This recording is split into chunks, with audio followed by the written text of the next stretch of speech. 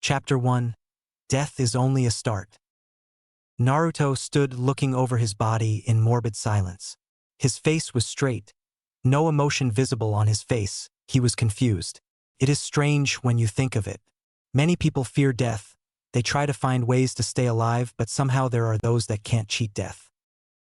Naruto sighed. Did his time really come? He didn't know. All he knew is that he was dead. Dead. What a strange and yet familiar word it was now to him. For years he heard people shouting and whispering the word, but it was followed by other words such as, death to the demon. Or, the demon should die, or the well-known die demon. It was strange. Oh, so very strange. He couldn't help but feel relieved. Dying was indeed a bad thing, but at least he did it for someone precious. He met her just a few days ago, but still, he knew she was special. She deserved to be protected. Naruto sighed again. He then shook his head. If he would sigh too much, he would make it a habit. He glanced over his body again, remembering how he died. He subconsciously brought his hand to his chest and shuddered. Flashback. Naruto was looking at the Hunter-nin's face in shock, his anger for the death of Sasuke long gone. He was stunned to find out that the ninja they had been fighting was none other than Haku, the girl that he met in the forest when he was training. He couldn't believe his eyes. Why did she do what she just did? Why did she just kill Sasuke? He had no idea. She was going on and telling him she was a weapon. Naruto gritted his teeth when she told him to kill her. No, I won't kill you, yelled Naruto. Haku was silent, but then she stood, her head bowed. You don't understand. Now you have taken away my reason for living. Zabuza-sama has no need for weak shinobi or a defective tool. You're not a tool, snapped Naruto. What makes him so special anyway? Haku bowed her head and told Naruto of her history. She explained how in Mizu no Kuni, those with bloodlines were seen as monsters and tools, and civil wars in Mizu no Kuni had resulted in the deaths of nearly all the Kekkei Genkai users in Mizu no Kuni. My mother was one of them, she said, her eyes vacant. And when my father found out, he killed her and then tried to kill me. But I killed him. Then Zabuza found you, finished Naruto, his gaze saddened. Her life was somewhat like his, unwanted, and alone. Hi, said Haku. He took me as his own and trained me to be his perfect tool. But now, she trailed off, looking to the side. Zabuza-sama has no need for a defective tool, so please, kill me, Naruto-kun. Naruto stood up straight. Sorry, but no, I won't kill you. Haku turned her head to the side. Then they both felt a powerful energy. Haku muttered something about Zabuza and immediately disappeared. Naruto turned his head towards Kakashi's direction and saw him approaching Zabuza with lighting on his hand. Naruto's eyes narrowed when he saw Haku heading towards Zabuza and knew what she was going to do. He pushed as much chakra as he could into his feet and leaped away. He looked and saw Haku appearing in front of Zabuza and Kakashi just inches away. Naruto pushed everything he had into his feet and reached Haku in time. He grabbed her arm and pushed her away, landing in front of Zabuza and getting hit by Kakashi's attack in the chest. Naruto screamed in pain. Kakashi and Zabuza looked in shock at the boy. They heard someone scream, besides Naruto, and saw Haku with tears in her eyes at the sight. End flashback. Naruto shook his head.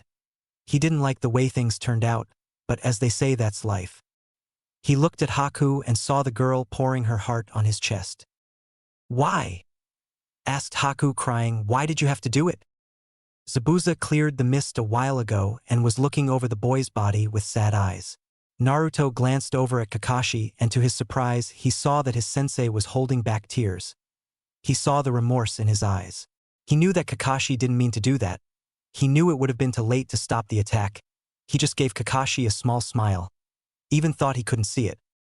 Naruto, muttered Kakashi, lowering his head in shame.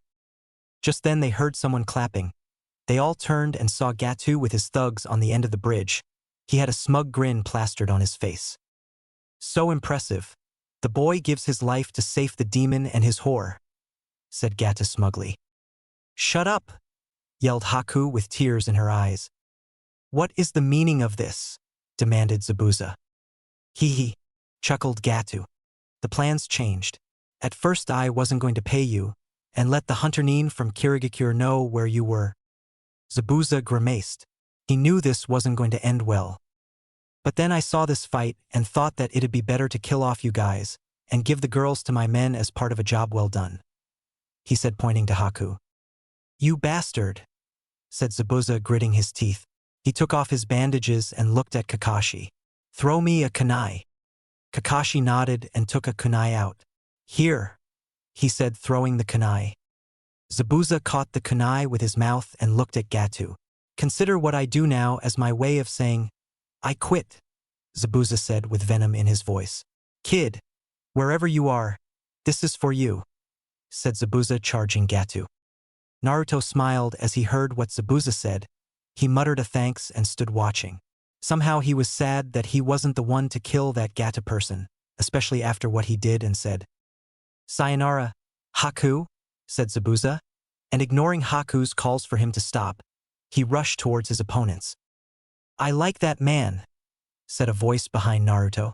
The blonde boy spun around and saw a tall man. No, scratch that, a huge man with a bandage on one eye. The man was dressed with white clothing which had a diamond on the back with kanji for 11 in it. The man had a funky hairdo. His hair was in spikes and at the tips he had bells. He also had a strange sword strapped to his waist. "Who are you?" asked Naruto fearfully. The man looked at him. "Kenpachi Zaraki, captain of the 11th Division in Godei 13, he stated. "Now shush, I want to see what that man does," he told Naruto, pointing to Zabuza. Gatu saw Zabuza coming and ran behind the ranks of his men, ordering them to kill him. They responded enthusiastically, but as Zabuza approached, they saw his aura surrounding him. "A true demon," said one, and Zabuza began to cut through them. Gatu was sure that Zabuza was dead, but Zabuza proved him wrong. He appeared before Gatu, sword sticking out of his back, and stabbed the short man with the kunai. Zabuza was single-minded in his mission. "Hope you like the heat," he said, his eyes now shining with madness. "Because where you and I are going, it's going to be hot." With that, he severed Gatu's head from his body. His mission done, he did a backflip and started running back to Haku and the remaining of Team 7. When he got there, he stopped and turned to look at thugs. He gave them a sadistic grin before he collapsed on the ground panting. Gatu's men turned to Team 7 and Haku. "You guys are dead," one shouted. "Ransack the village," yelled one, and another yelled, "Take anything of value, starting with those girls." Kakashi was facing the oncoming hordes. Damn! He looked at Zabuza and saw his wounds but realized that he was going to live. He started doing hand signs and in a puff of smoke about 20 clones appeared. Everyone was caught by surprise when an arrow landed in front of the gang of henchmen. "If you come on our island," shouted Inari, at the head of a group of vengeful villagers, "we'll stop you with everything we've got." The thugs, seeing the masses, knew that they couldn't do anything more and that they had already lost. They started retreating. Naruto grinned when he saw that. Those guys were a bunch of cowards in his opinion. "Ni-san!" yelled someone. Naruto and Kenpachi turned to see Inari running to Naruto's body. He shook the body, trying to wake him up even though he saw the hole in the chest. He started crying. This made Naruto tear up. "Hey, brighten up!" heard Naruto a cheery voice. He turned to look at Zaraki and saw a young girl with bubblegum pink hair. She wore black robes and had a strange insignia on her arm. The little girl, like the man, had a sword strapped to her waist, but her sword was shorter, fitted for her. "Who are you?" asked Naruto. The girl gave an adorable smile to Naruto and answered, "My name is Kasajika Yachiru, 11th Division Vice Captain." "What are we going to do with Naruto's body?" asked Kakashi. "Sensei, what about Sasuke-kun?" asked Sakura. Haku sneered. "He is not dead, he is out cold." Naruto turned back to his depression when he saw that even in death the girl he thought he loved didn't give a damn about him.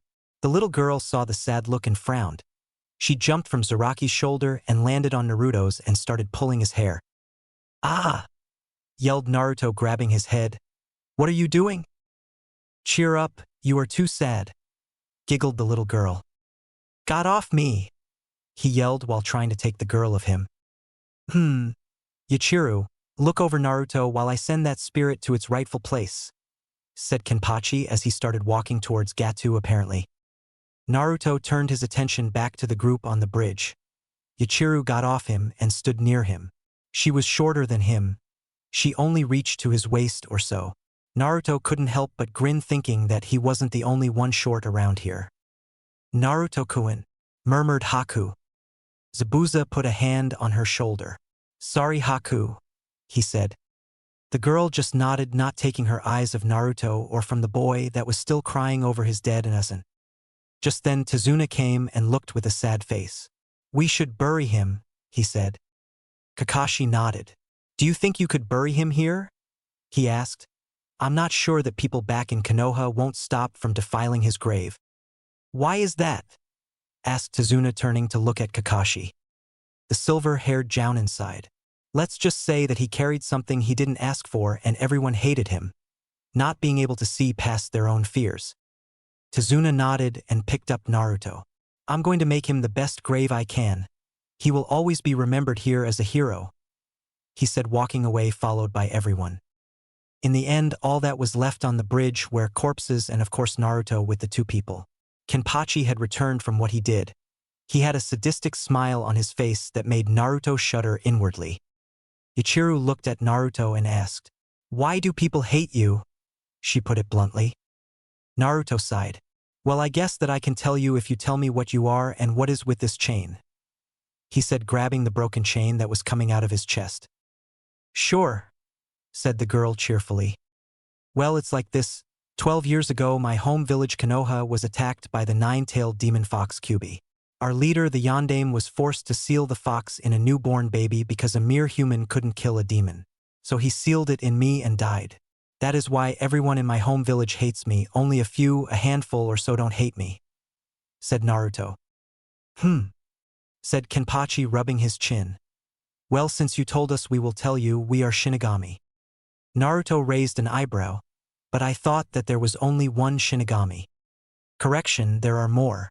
Also, there are those spirits that posse's abilities can become Shinigami by attending the academy. When they graduate, they are put in a squad and they hunt down hollows, said Kenpachi. What are hollows? Asked Naruto. A hollow is a spirit that doesn't have a heart anymore. You can see which one is a hollow by the fact that they have a hole where their heart should be, said Kenpachi again. Okay, so what is with the chain? That is the chain of fate. When it breaks, you are dead. If you stay too long on this world, while time passes, the chain will erode, and when it disappears, you will become a hollow, or you can also become one if a hollow devours you. Naruto cringed. And what are you going to do to me? He asked, afraid. Silly Spiky, said Yachiru, giggling. We are going to send you to the afterlife so you in Soul Society. What is that? The blonde asked. You people call it heaven, responded Kenpachi. Oh, said Naruto. So do you want to go? Asked Kenpachi, even thought they said they will send him there. Well, I would like to see my funeral if it's possible, said Naruto. Kenpachi nodded. All right. Yachiru jumped on the man's shoulder and turned to Naruto. Come jump in Kenchan's back, he will take us there, she said cheerfully. I don't think he would like it, said Naruto, uncertain. The girl giggled again. Silly, Kenchan doesn't mind, don't you, Kenchan? The man just groaned and nodded slowly. Naruto climbed on his back and he dashed away at amazing speed. A time later. A day had passed and everyone was prepared for the funeral. Naruto had to wait for a day.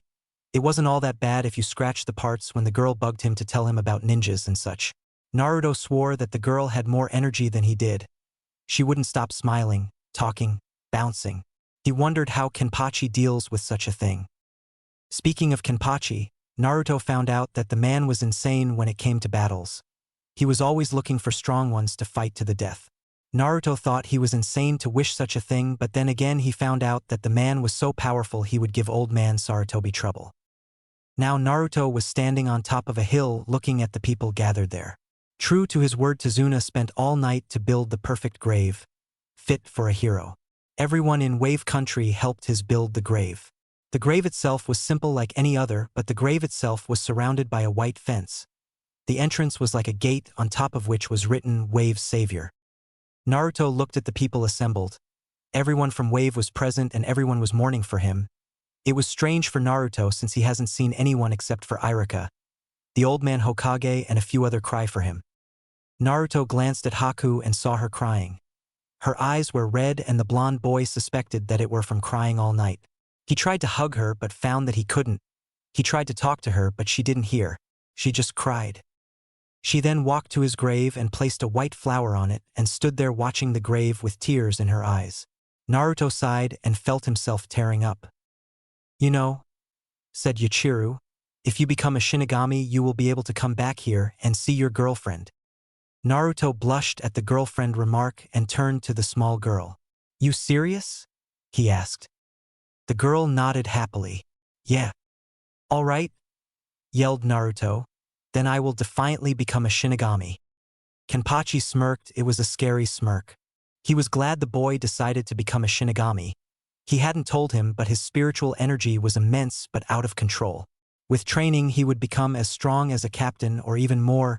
Kenpachi wanted to fight Naruto in the near future. Naruto walked over to Haku and put a hand on her shoulder and listened to what she said. Naruto-kun, sob. Why did you have to sob? Save me? She asked, sobbing. Why did you, sob, do it? To save you, Haku-chan, said Naruto. You are my precious person. I didn't want you to die. He knew she couldn't hear, but it just felt right for Naruto to tell her. What will you do now? Asked Kakashi. I have no idea, said Zabuza. Still, I'm tired of running. If we could, said Haku, could we join Konoha? For Naruto-kun, she said with teary eyes. Kakashi nodded. We will talk to the Hokage. I am sure he will agree with it. Haku smiled. Thank you, she said, and then turned to face the grave again. I promise I will become strong for you, Naruto-kun, she said, blowing a kiss to the grave. Naruto blushed madly at the sigh and hugged Haku. Thank you, Haku-chan, he whispered. Haku tensed for a second. She thought she heard someone. It was like Naruto's voice. She smiled, thinking that his soul was watching her. Naruto, for his part, got back on his feet and turned to Kenpachi. All right, I'm ready. Kenpachi nodded and motioned to Yachiru. The girl leaped to Naruto and took her sword out and put the sword's hilt on his forehead. Naruto was slowly dissolving in a blue light. Before he disappeared, he heard the little girl. Meet you on the other side, she said happily. Chapter 2. Welcome to Siriidii. Naruto opened his eyes and found himself staring at a blue sky with several clouds. He was lying on the ground in the middle of a town of some sort and everyone was looking at him, but not glaring. Their eyes held curiosity. Naruto sighed as the events of his death replayed in his head. He put his arms under his head and gazed at the sky like Shikamaru would do. He didn't know what he should do. He knew that the girl, Yachiru, said they would meet on the other side. He figured that this town was the other side, so now he waited. Suddenly something heavy dropped on his stomach. He let out a gasp for air and then looked at what fell on him. He saw a little girl with bubblegum hair. She was smiling an innocent smile at him. What the hell? Asked Naruto, raising his voice. You're too stiff, said the girl, starting to bounce up and down on his chest. Naruto gasped for air every time she landed on his stomach. Would Alf you Alf stop, Alf jumping Alf on me? He asked between oofs. The girl stopped and looked at him in the eyes. Only if you stop being so depressed, she said sternly. Naruto rolled his eyes. It's not like I died before, so I can't help it, all right? Yachiru pouted. Fine, Spiky. Naruto's eyebrow twitched. Why the hell do you call me Spiky? He demanded. Well, your hair is spiky. I could call you Blondie, she said, giggling. I got a name, you know, the blonde boy said, twitching. Oh, Yachiru put her hand under her chin to think. What was it? She said, thinking, fish cake or something. My name is Uzumaki Naruto, yelled the boy, enraged. She had struck a chord. The girl seemed unfazed. She smiled at him. Ah yeah, fishy cake, she said, giggling. Naruto's face faltered. He turned and looked at Kenpachi. How do you deal with this? He asked. Kenpachi looked at Naruto and then Yachiru. That's nothing, he said. "Hey, Spiky," said Yachiru, gaining Naruto's attention again. "What?" he asked angrily and twitching madly. The girl looked at him and then put a hand on his forehead. "Do you have a fever?" she asked. "Your face is red." Naruto fell on his back and started hitting the back of his head on the ground. This got the attention of everyone around him. Some people started laughing while others felt sympathy for the boy seeing as he was brought here by Yachiru and Kenpachi. Yachiru was known for being a hyperactive girl that always liked to give nicknames to anyone, while Kenpachi was the type that always looked for fight. "Yachiru," said Kenpachi, "we should explain him some stuff before we take him to Siriidi. "Okay," said the girl happily. She got off Naruto and the blonde boy lazily got on his feet and looked around. True, he was in a strange-looking city, in a way similar to the small villages from where he came. He saw children, adults, old people, and even animals. He then turned to look towards a strange city in the horizon. It looked very different from the town he was currently in. He turned to ask what the city was and what purpose it held. "So what is that city?" asked Naruto. "That is Siriidi," responded Kenpachi. "That is where Shinigami live. We are currently in Rukongai. This is a place for souls that cannot become Shinigami. It is the largest portion of Soul Society and the most populated. It is divided into 320 districts, each numbered in descending order on how far they are from the center. This results in the higher numerated districts decaying into slums. Thus, while District 1 is peaceful and lawful, District 80 is a hardscrabble, violent, crime-infested area." Naruto cringed when he heard that. He hoped he won't go through the same treatment here like in Konoha. He had had enough there. He didn't want a tortured afterlife. His cringe was saw by the two Shinigami. "What's wrong?" asked Yachiru. "Oh, nothing, it's just the way things go in this place as numbers go down," said Naruto, shaking. "But why are you shaking?" asked Kenpachi, interested. Naruto sighed. "Nothing important." Yachiru frowned. She then grinned and jumped on Naruto's back and started pulling his hair. "Oh, come on, tell us," she said happily, not minding the boy's suffering. "Ah, my hair. Get down," yelled Naruto desperately. "Only if you tell us." "Fine," yelled Naruto. The girl let go of his hair and leaned on his shoulder. Naruto's eyebrow twitched. "All right. Well, like I said, people back home didn't like me for what I carried." "Yes, you told us that," said Yachiru. "What I didn't tell you is that because of the fox I was shunned, beaten, starved to death, and I had assassination attempts on my life since I was 4 or so," said Naruto. Yachiru stopped moving and her smile disappeared. Kenpachi grinned for a second. He thought that if the boy resisted through that he was strong, thus proving a worthy opponent. "Tell me, boy," Kenpachi said, "how many attempts did you have?" He asked, thinking they weren't that many. Naruto looked down at the ground. "Better not say." "It's not that bad, is it?" asked the girl, concerned. "Well, if you put the fact that I had over 300 attempts and I was hospitalized more than 400 times from beatings and such," said Naruto, trailing off. The little girl looked sad at him while Kenpachi grinned even more if possible. The boy was indeed strong to survive through all that, though he had to admit that he sympathized the boy for what he had passed through. "Anyway," said Naruto, trying to change the subject, "why is there violence? Shouldn't there be like a police force or something to keep the order?" asked Naruto.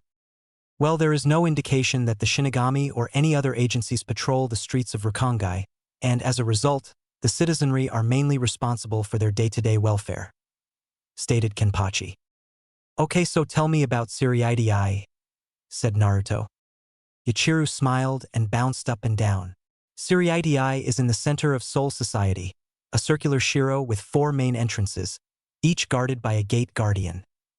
The girl said, "The walls are made of death stone, a material known to sap all spiritual and psychic energy when one portion is faced in a particular direction. The death stone also forms a spherical barrier around the city, preventing anyone from entering anywhere other than the 4 gates," explained Kenpachi while Naruto nodded and motioned for the two to continue. The majority of the residents of Siriidi, nobility and Shinigami alike, do not interact with the citizens of Rukongai. However, residents of Rukongai are allowed to apply for the Shinigami Academy, which is often the only escape from the poorest conditions of Rukongai. At the center of Siriidii are the Shrine of Penitence, a white tower, and Sokayaka Hill, where executions take place, said Kenpachi. Executions? Asked Naruto. Kenpachi nodded. You don't need to know about that yet. You will learn in the academy. Alright, so how is this place ruled or something? Asked Naruto. We have Yamamoto-sama, said Yachiru happily. He's old, but he's nice. Kenpachi stepped in. Soul Society is ruled by a royal family, which is protected by a royal guard. Further down, Central 46 Chambers serves as a supreme judiciary and legislative that is second only to the royal family. The Shinigami enforce order in Soul Society as a sort of executive and military branch. All of the above, except the royal family and guard, reside in Siriidii. What is that Central 46 Chambers thing? Asked Naruto. The Central 46 Chambers act as the Shinigami judiciary and are responsible for judging and sentencing Shinigami who have committed serious crimes, such as murder or treason. Explained the large man. And do you have a leader or something? Asked Naruto, like the Hokage where I come from. Sure we do, shouted Yachiru happily. We have General Yamamoto.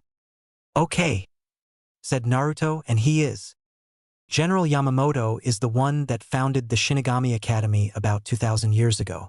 Yamamoto-sama was himself a teacher at this academy and personally instructed several captains, said Kenpachi. Did you get all of it? Asked Yachiru happily. Naruto nodded. Yeah, I think I have. He then brought his hand to his stomach, feeling strange. Kenpachi saw this and raised an eyebrow. What's wrong? He asked. I don't know, I feel empty, said Naruto. Empty? Asked Yachiru, not understanding. Yeah, like a part of me is missing inside. He said, Could it be that Kyuubi is no more? He asked. It could, said Kenpachi, but the question is, where is he then? Yeah, said Naruto, looking at his stomach. All right, let's get you to the academy, shouted Yachiru happily as she jumped on Kenpachi's back.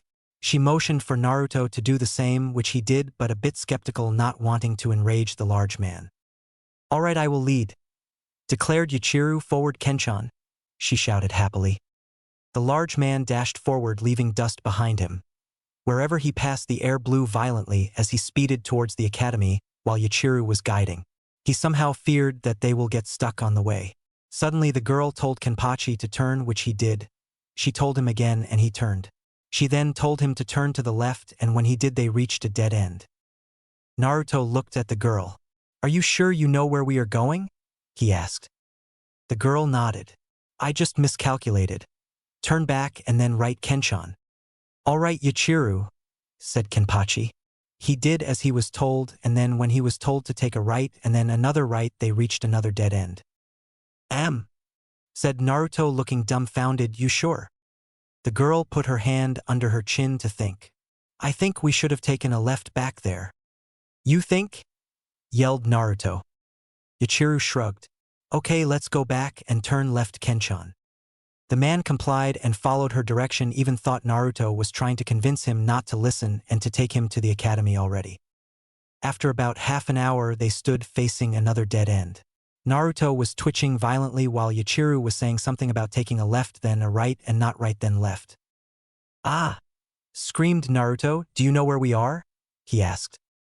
The girl nodded. Somewhere in Rukongai. Somewhere? Yelled Naruto, we're lost.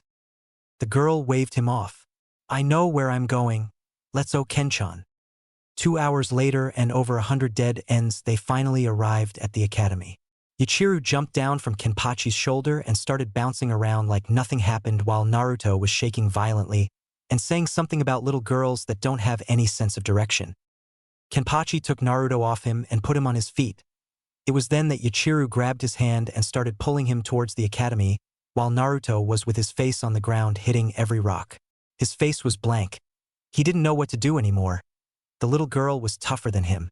She was too much for him to handle, and somehow he wanted to know how Kenpachi handled all this. After being dragged through a lot of hallways, they arrived at a door. Kenpachi opened the door and walked in, followed by a happy Yachiru who was dragging a blonde boy whose face was on the ground. The people inside sweat dropped and sympathized the boy for what he had to face at the moment. "Now Yachiru, I think you should let the boy go," said Kenpachi. Yachiru nodded and let go of Naruto's hand that fell on the ground with a loud thud. Naruto stood their face on the ground, not moving, and it looked like he wasn't breathing. The people inside, 3 to be exact, murmured amongst themselves if he was still alive. Then Naruto rose from the ground shakily and glared at the bubblegum girl who was bouncing happily and smiling at him. Naruto shook his head and looked around. "Where am I?" he asked. "You are in the receiving room of the Shinigami Academy," said a voice. "Here is where we see if you are suited to be a Shinigami or not." Naruto turned and saw a table with 3 people behind it. The first one had spiky black hair, he was dressed in Shinigami robes, and he had a bandana on his forehead. His eyes were black, same color as Sasuke's. I bet you guys know who he is. The one in the middle was an old-looking person. He had a captain cape with the kanji for 1. His beard was long, a white long beard. He looked like someone who lived through a lot of things. The last person had spiky blonde hair, deep blue eyes, and a stupid grin on his face.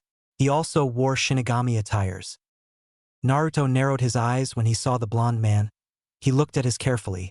The man, seeing that he was being watched closely, also started to study Naruto. He seemed like a mini-him, but the only thing that wasn't mini about him were the whiskers. "Shit," said the blonde man as he got up from the seat, getting raised eyebrows from everyone except Naruto, who started gaping and pointing at the man. "Why you?" he stammered. The blonde man started sweating. The blonde man put a scared smile and started waving his hands in front of him and apologizing. "Listen, I didn't mean to, I swear, I had no choice," he said. The elder in the middle looked at the blonde. "Minato, why are you so scared of this boy?" he asked. Well, you see," he said, rubbing the back of his head. "He is Naruto twitched. "US." He yelled, "You are the tard that sealed Kyuubi in me," he yelled as he jumped on the table and grabbed the man's collar. "What do you have to say in your defense?" asked Naruto angrily. "So this is the boy you were talking about, Minato?" asked the elderly man. Naruto glanced at him. He now saw the man was bald. "Sensei, this your son?" asked the one with black hair. Naruto turned to the blonde, gaping. The man just smiled, scared. Hey son," said the man, sweating. Naruto slapped the blonde man's head and let him go and jumped down and sat on the ground facing the 3 people. His act surprised everyone, especially the blonde man who was thinking he wouldn't get away that easy. "Aren't you, angry?" Minato asked. Naruto shook his head and then nodded. "I am and I am not." "Why?" "Simply put, now I understand why you sealed Kyuubi in me. At first when I found out, I blamed you, thinking you did it just because I was an orphan and let me to rot." Minato cringed at that. "But now I kinda understand," said Naruto. "But tell me, why didn't anyone tell me the Yondaime was my father?" he asked deadly. Minato sighed. "I had a lot of enemies, Naruto. They would have done anything to kill my only son. So I had to protect you. I kept your mother's name thought." "My mother's name?" asked Naruto. "And when was I supposed to find out you were my father?" "When I die." Minato sat down with a sigh. "No, you should have found out at the age of 15. How did you die?" "You shouldn't have died," said Minato with remorse. Naruto looked at the ground. "Sensei killed me," he said. "Your sensei?" yelled Minato, not believing. "Who is your sensei?" he demanded. "Before I tell you, I need to tell you that it was an accident." Minato raised an eyebrow. "Accident?" he asked, not understanding. Naruto nodded. "You see, Sensei was about to kill Momochi Zabuza, a A-ranked missing nin, when Zabuza's partner jumped in front of him to save him. I pushed his partner out of the way and got hit by Sensei's attack in the chest." "Why did you save a criminal's partner?" asked the black-haired teen. Naruto blushed slightly. Well, she was precious, The black-haired teen smirked and decided to tease the blonde boy. "So she was your girlfriend?" he asked. Naruto's face went redder. "No, it's nothing like that. I just met her, but she was so nice I couldn't let her die," he said fast and then mumbled something that everyone heard. "Though I wish she would have been." They decided not to tease him in that matter anymore and resumed what they first started. Or at least Minato resumed his question. Who was your sensei? Naruto sighed. Hatake Kakashi, the copycat ninja. I was killed by his signature move, the Raikiri. Naruto suddenly felt two auras flaring up and then two people yelled outraged. He did what? I can't believe my student/ex-teammate did this. Naruto scratched the back of his head. Yeah. He then turned to the black-haired teen. And who are you? You called Kakashi-sensei ex-teammate. The teen nodded. Yes, Kakashi was my teammate and friend. My name is Uchiha Obito. Thought Naruto. What's wrong, son? The blonde man asked. Well, Obito doesn't seem like the other Uchiha, said Naruto. Obito twitched. What do you mean by that? Well, you don't have a stick up your ass like the other, especially Sasuke, or at least only him since the massacre, responded Naruto. Ah, we heard of that massacre. Unfortunately, all of those killed went to hell for what they did, said the old man. Why is that? The Uchiha clan were plotting, boy, said Obito. They first kicked me out a day before I died, and then they were in cahoots with Orochimaru. Naruto nodded and then turned to the old man. And you are? Naruto, some respect, said Minato. He is General Yamamoto-sama, the founder of the academy and current ruler. Naruto scratched his chin and then grinned. Hey, old man! He saluted and in a flash he was hit on the head by Yondaime. I told you some respect, son, he yelled. The old man raised a hand to stop him. It's quite all right, Minato, he didn't do any harm, and he will learn respect later during academy. Yeah, said Naruto, scratching his head. We should go down to business now, said Yamamoto. Do you wish to become Shinigami? You have a lot of Ryatsu. Ryatsu? Asked Naruto.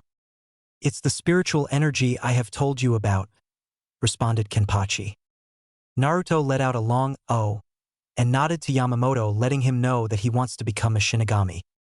The old man smiled. Then you can start here on my approval. Can I ask something? Asked Naruto. Go ahead, boy, the old man said. When people in Konoha, my hometown, die, can I go and bring their souls here? There is a special person I want to see when that time comes, responded Naruto with a small blush that was caught by everyone. Yamamoto gave a smile. Of course, in fact, during the academy we have a test when you need to do a kanso on a dead spirit. Kanso is soul burial, the way to bring souls here, said Kenpachi before Naruto could ask. Naruto smiled. All right, I'm ready then. The men smiled and Kenpachi grinned sadistically. Okay then, go down the hall to the sleeping quarters and look for room 325. Your roommates are Rukia and Abarai Renji, said Minato, handing him a piece of paper. What's with this paper? Asked Naruto. Oh, and when will I meet Mom? That paper, you will give it to your sensei tomorrow when you start learning. The materials you need for the academy will be brought to you. I'll buy them, said Minato. As for your mother, she is hollow hunting now, so I don't know for sure. Naruto pouted. You better not forget to introduce me to her dad. Minato smiled. I won't. Naruto got up to leave but was stopped by Kenpachi, who lowered at his level to whisper in his ear. Get strong, because when you finish the academy I want to fight you. The blonde boy smirked and gave Kenpachi thumbs up and reassured him that he will do so. He bid his farewell and left the men and girl and headed towards the sleeping quarters. You got out easy, sensei, said Obito. Minato sighed. For a second I thought he will beat the crap out of me. Kenpachi laughed. I bet he could. The old man nodded. I can feel it, he has high spirit energy, and he will become a powerful Shinigami, maybe even a captain someday. That will be the day, grinned Kenpachi. Naruto was walking down some halls. There were rooms everywhere. He was even greeted by some people that were students here. He found a library and the cantina, but he didn't find his room yet. After walking a little more, he found his room. He knocked and opened the door. Once inside, he saw the room was big, though it didn't have much stuff, only 3 beds, desks, and a bathroom. He looked around to spot his roommates when a red-haired boy exited the bathroom. The boy looked at Naruto. Actually, he stared at him. Who the hell are you? He yelled, pointing to Naruto. The boy was slapped on the back of his head. Don't be rude, Renji. The boy named Renji pouted. Rukia, I only asked him who he was. The girl shrugged and turned to Naruto. So who are you? She demanded almost in the same manner as Renji. Hey! Yelled Renji. You slap me for that and you ask him like me? He yelled. You two are rude. The girl twitched. Oh, shut up, Renji. Naruto, seeing where this is going, coughed to get their attention. Well, my name is Uzumaki Naruto. I'm your new roommate. Renji grinned. Hey Naruto, I'm Abarai Renji. He said, shaking Naruto's hand. And this is Rukia, he said, pointing to the girl. The girl fumed. I could introduce myself, you know, she said, pouting. Renji scratched the back of his head and shrugged. So, he said, looking at Naruto, just started? He asked. Naruto nodded. Yeah, I died a few hours ago, and this guy Yamamoto said that I should become a Shinigami. Rukia's and Renji's eyes widened. Yamamoto-sama said that? Naruto nodded. I said I'd give it a try. Rukia shook her head. Anyway, we also started, so we will be in the same classes, she told Naruto. That's great, yelled Naruto, giving a foxy grin. The rest of the day they spent talking. Naruto told them about his home and explained about ninjas. The two were fascinated about learning all that and kept asking questions, and Naruto kept answering. That is till a girl with bubblegum hair entered. Renji and Rukia saw the tag on her arm and saluted the girl. The little girl gave a smile and jumped on Naruto's back. Hey Spiky, you forgot something, she said happily and pulling his hair. Naruto started screaming. Get off me. Let go of my hair, damn it, he yelled. Rukia and Renji's jaws were on the floor at the sight. You forgot to say goodbye to me, she said, pouting. Naruto rubbed his head. Sorry. Goodbye, Yachiru. I'll meet you when I become Shinigami, he said, smiling. Hopefully I won't be in your team, he thought while shuddering. The girl smiled and nodded. She then turned around and left, leaving two shocked students and one blonde that was rubbing his head and crying over his hair. Somewhere unknown. A red spark was in void, a white void with nothing around. It was facing the great Shinigami, who was a little upset. The Shinigami wasn't like the other. It had two horns on the head, a knife in the mouth, dark robes, and emitted an energy of superiority and power. Kyubi, do you know what you did? Shinigami asked. The spark seemed to shake its head. All I know is that I'm dead. What the hell? He asked. It's because of you that you are dead. Instead of sleeping like a lazy ass, you should have helped the poor boy, berated the Shinigami. The spark seemed to scoff. It's not my fault he is weak, or was at least. That is exactly what I don't like of what you did, Kyubi, yelled the Shinigami. The spark seemed to shiver. What was I supposed to do? Asked Kyubi. First of all, you idiot, you should have kept your anger in place, yelled the Shinigami, making the void tremble. Not again, my fault. Those robed people were trying to imprison me in something. The only thing I saw was a leaf headband, yelled the spark. The void boomed for a second and the spark seemed to shiver even more. Kyubi, said the Shinigami sweetly. Kyubi was trembling. The most idiotic thing someone could do is yell or stand up to the Shinigami. You said you saw a leaf headband.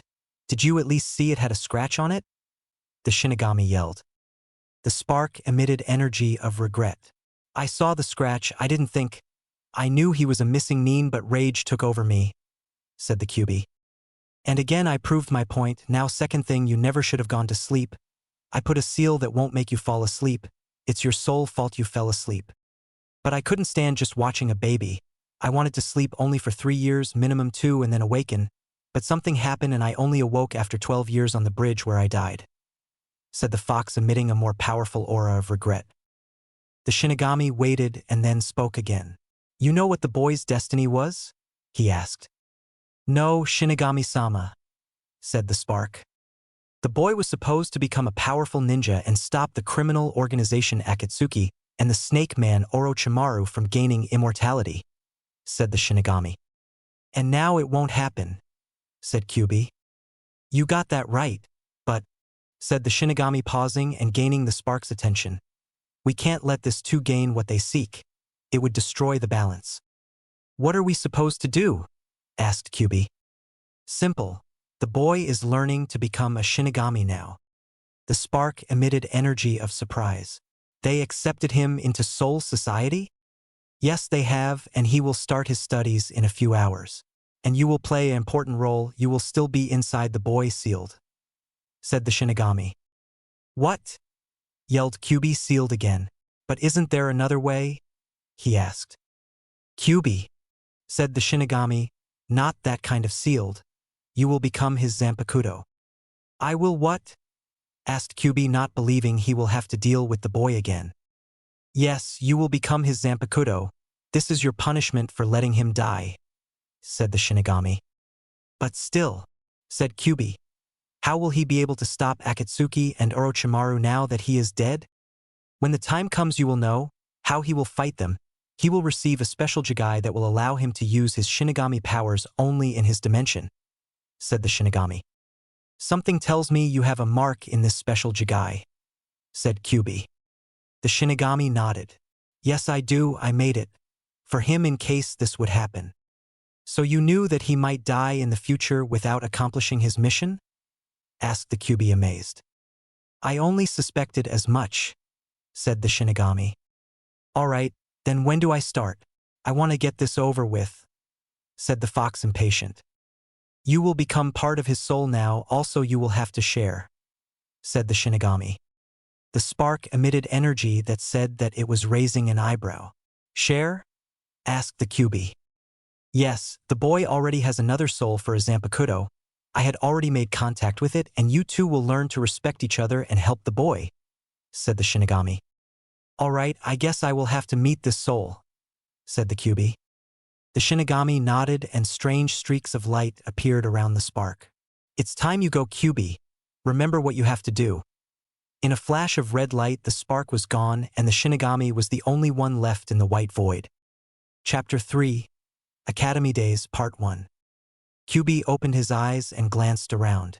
He was in a forest, no longer behind a seal or bars, no longer in a sewer. But something felt familiar about this place, like he had seen it before. He couldn't put his finger on it.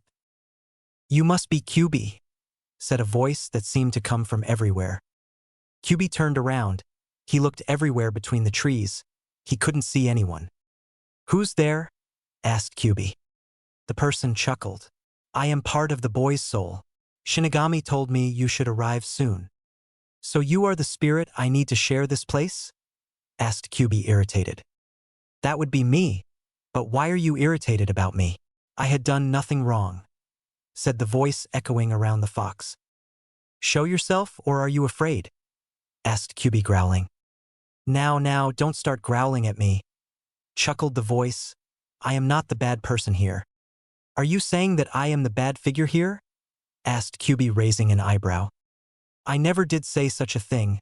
I only said that we both have a common purpose, said the voice echoing through the forest once again. Kyubi frowned. Yes, that is true. We need to help the boy as his Zampakutos. That is right, said the figure, so like Shinigami said, we need to work together and not fight against each other. Yes, now why don't you come out? Asked Kyubi. I want to see with whom I will share this place. The voice scoffed. Well, I don't know, maybe you will jump and attack me, said the voice teasingly. Kyubi's eyebrow twitched. Maybe I will do that if you keep doing this stuff. The voice sighed throughout the forest. Very well, said the voice. Kyubi heard something moving behind him. He turned around and saw someone coming out of the bushes. Kyubi's eyes widened when he saw who it was. It can't be impossible, said the fox. The person in front of Kyubi smiled at him. It wasn't an evil smile. It was a kind and generous one. With Naruto. Naruto was now in one of the classrooms of the academy. Rukia was behind him a few rows to the left, while Renji was in front of him a few rows to the left of Naruto. The blonde boy was situated in the 5th row. The class had a total of 10 rows. Each row had 20 seats of the left and 20 on the right. In the middle was an opening through where the teacher could walk or the students. The space between rows was fairly big, so movement was easy. Naruto looked around. The teacher or teachers didn't arrive yet. Students were talking between each other. There were girls and boys in the classroom. Most of them seemed to have seated amongst their friends, maybe because they had time and arrived before everyone else. Naruto, Rukia and Rinji weren't that lucky to find seats next to each other, but they couldn't complain. As long as they will be in the same year and study together, it would be alright. Naruto spent yesterday after Yachiru left learning about his new roommates. He found out that they were born in Rukongai, in one of the lower districts where all children were treated like trash and adults hated them and wouldn't give them anything. He found out that they needed to steal and help each other just to survive. He couldn't help but feel sorry for what they had to go through. Naruto felt like they were somewhat like him. He was born with his fate sealed, never to be loved by the people of Konoha, always shunned and hunted for the burden he didn't carry. Naruto spent his childhood the way no one should spend it. His childhood was much worse than Rukia and Renji's. Naruto was targeted for assassinations. People hired ninjas to kill him. They gave him rotten or poisoned food to eat. Even the water and milk, they tried to poison it, though they managed to sell his expired milk every time, making the blonde boy spend hours in the bathroom. Things were never going to go in the right direction, it seemed to him. Every day he was beaten and tortured. He was even hurt in the hospital, and the medics would say it was his own fault, it was an accident. For the people of Konoha, Naruto was only a demon, a thing that should never have been born, a creature created by the devil himself to spread his evil on the land. They never stopped to look at him for who he was. Only a few did, and when they did, they saw they had always been wrong when they saw the boy as a monster. Naruto remembered how he threw his pain away, how he cried his heart out. When he was little, he heard a certain song that caught his ears. The song was locked in his memory, and he would always sing it in solitude after he was beaten, after he just escaped an assassination attempt. It was his way to let things go without showing people he was affected by his treatment. Naruto had a dream to become the Hokage of Konoha, a dream that he now realized it would never had happened. He realized the song he always sang sounded like it was made for him, like the people who sang it knew through what he was going through. He couldn't help but smile, thinking that there were more people thinking about him. It always brought a smile to his face.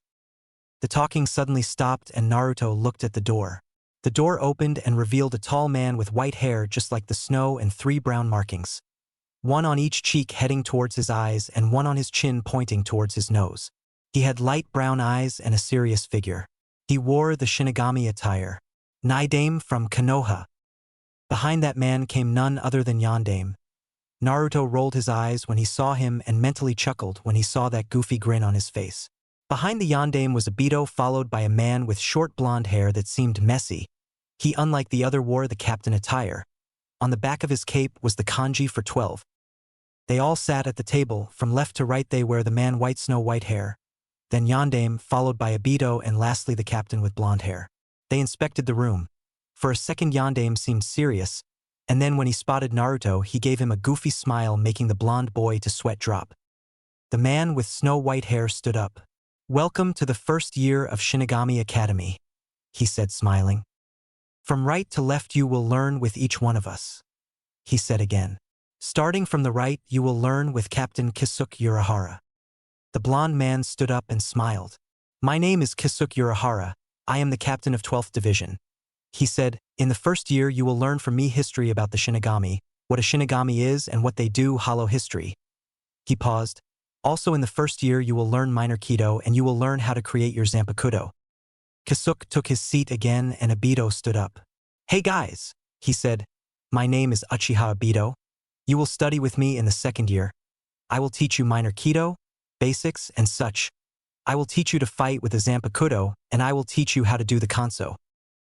Obito sat down and Minato got on his feet. He gave the class a goofy smile, making everyone sweat drop and think if this guy is serious or not. "Hey, I'm Namikaze Minato," he introduced himself. "You will study in the third year with me. I will teach you advanced Kido and you will learn improved hand-to-hand fighting or Zampakuto fighting." Minato sat down and the man with snow-white hair sat up. "My name is Fubuki Yushi, 1. he said, introducing himself. "You all learn with me in the 4th year. I will go over history, Kido, and Zampakuto training again." Someone raised their hand then. Yushi looked at him and nodded. The boy spoke. "Why is that you will teach us what we had already learned?" "That is a good question. said Yushi. You see, at the end of every year you will receive a test, so we can see if you can pass in the next year, fail, and you will do the same year again till you pass. Everyone in the room started talking between each other. Naruto silently prayed that he won't fail 3 times in a row like what happened in Konoha. Then again he remembered that back in Konoha all academy teachers except Irika hated him and they did everything they could to make him fail so that the demon will not receive shinobi protection from them. Now, in the last year it will be mostly tests, said Yushi, making every student starting to talk amongst each other even more. The white-haired man raised a hand and the talk stopped. He then started talking again. Now in the first year the final test is a written one, second year we have a Kanso and Zampakuto fighting test. Third year we have Kanso and hollow slaying test, which of course the hollows will be machines. Last years we have field test, you will have to kill a real hollow. How the last year test will work you will find out them, said Yushi. Now if you have questions, now is the time to ask. He said, if you want to stop going in the academy now is the time to say. Naruto sneered when he heard that. No way would he stand down from becoming a Shinigami. A student raised his hand. When exactly will we get our Zampakuto? He asked. Kasuke spoke. You will get the Zampakuto a week or 2 after we begin, and I give you a little history. Another student raised her hand. How many Kido techniques will we learn? She asked. When is that? First year, second, third, or all 3? Asked Kasuke. First year, sir, she responded. In the first year you will learn 2 which are common knowledge to everyone, responded Kasuke. And what about the other years? Asked another student. Second year you will learn 2 more, said Obito. Third year you will learn almost all of them, said Minato, grinning. Last year you will learn what you didn't get to learn in the other 3. If you did learn everything you will be put to train in using them, said Yushi. Any more questions? He asked. They looked around the room and no one else seemed to raise their hands. They looked between each other and nodded. Kasuke stood up. All right, I want you to bring your papers up front, so we can see that you indeed passed the entrance exam, said Kasuke. One by one, the students left their seats and went to give their respective papers to the teacher. Naruto was a little afraid now. He didn't know if the paper the old man gave him was for him to enter the first year or not. He looked at Renji and saw that he was bored and falling asleep, a small drool from the corner of his mouth. He turned to look at Rukia. She was inspecting the people in the room. Naruto looked back at the teachers' tables. He could see them talking between each other as they inspected the papers. He could see smiles and some frowns from time to time. Must be the results from the said tests. Then Naruto looked at his stomach. He suddenly felt full, like the part that was missing him had reappeared. He scowled, thinking that he had to do with Kyuubi again. The first time he met Kyuubi was right after the Mizuki incident. When he had fallen asleep that night, he awoke to find himself in front of the fox's cage. To say the fox was rude was understanding. The fox continued to ramble about weak containers and stupid flesh bags and that he would eat him if he were to get out. In a way the fox was right, he was weak if he had died. But then again, things like death cannot be helped. It is something that everyone goes through, like it or not. Naruto saw that the one near him got up and walked to the table. He saw him returning, so he stood up as well and walked down towards the teacher's table. The teachers looked at him in different ways. Kasuke was studying the boy by the way he moves. Obito seemed to study his spirit, and Minato seemed to study him as a person, while Yushi studied him through the eyes. He saw the man give a slight shiver as he looked in Naruto's eyes. Naruto now stood in front of Kasuke. He handed him the paper the old man gave him. Kasuke saw it wasn't the result from the tests, it was something else. His eyes widened when he read the numbers and he turned to Obito. He handed the teen the paper. Obito read it carefully, his eyes widening, same as with the other 2 teachers. Naruto was wondering what was on the paper since he didn't have the curiosity to open it. The paper reached back to Kasuke, who coughed. Uzumaki Naruto, right? He asked kindly. Yes, responded Naruto. By now everyone was talking amongst themselves about the new boy. He made the teacher's eyes widen with his results, and he was staying in front of the teachers more than any other student stood. Naruto, you didn't take the test, right? Asked Kasuke silently so that the students won't hear. Naruto nodded. Yes. The old man gave me the paper and told me to hand it to the teacher today. Naruto, what did I tell you to respect him? Yelled Yondaime. Naruto turned to him and gave one of his coldest glares. If I were you, I wouldn't say anything. I still didn't forgive you completely for what you did, he said. The tone in his voice was so cold that it made everyone in the room cringe, and some to wonder what the teacher had done to the boy for him to be so pissed off. Kasuke coughed again. Well, yes. I have to say I am impressed with what is written here, said Kasuke. Naruto raised an eyebrow. And that is? He asked. Now it was Kasuke's turn to raise an eyebrow. You mean that you didn't look on the paper? Naruto shook his head and Kasuke nodded. It seems you have a high amount of Ryatsu, but unstable, it can surpass a captain's if you train enough. Explained Kasuke. Also it seems you have a missing part in your soul. You mean Kyuubi? Asked Naruto. Who is that? Asked Kasuke. That was the spirit of a fox that Dad sealed into me, he said, glaring at Minato but low so that no one except the teachers would hear. Minato started sweating. What? I said I was sorry. Naruto rolled his eyes. Whatever. Shit. I'm starting to sound like Sasuke. Well, anyway, it might be that the spirit of the fox became part of your soul, and since it is missing, you will always have problems. Said Kasuke. Tell me, did you feel empty by any change? He asked. Naruto nodded. Yes, I felt empty yesterday, but now I feel full, like the missing part is back in its place, responded Naruto. Kasuke nodded and put the paper somewhere safe like with the rest. You can go back to your seat, welcome to the first year, he said, smiling. Naruto gave his own smile and walked back to his seat, receiving confused stares from the students, even Renji and Rukia. Back at the teacher's table, the teachers were talking amongst themselves. So that is your son Minato, said Yushi. Minato sighed and nodded. Yes, and as you can see, he is pissed off on me.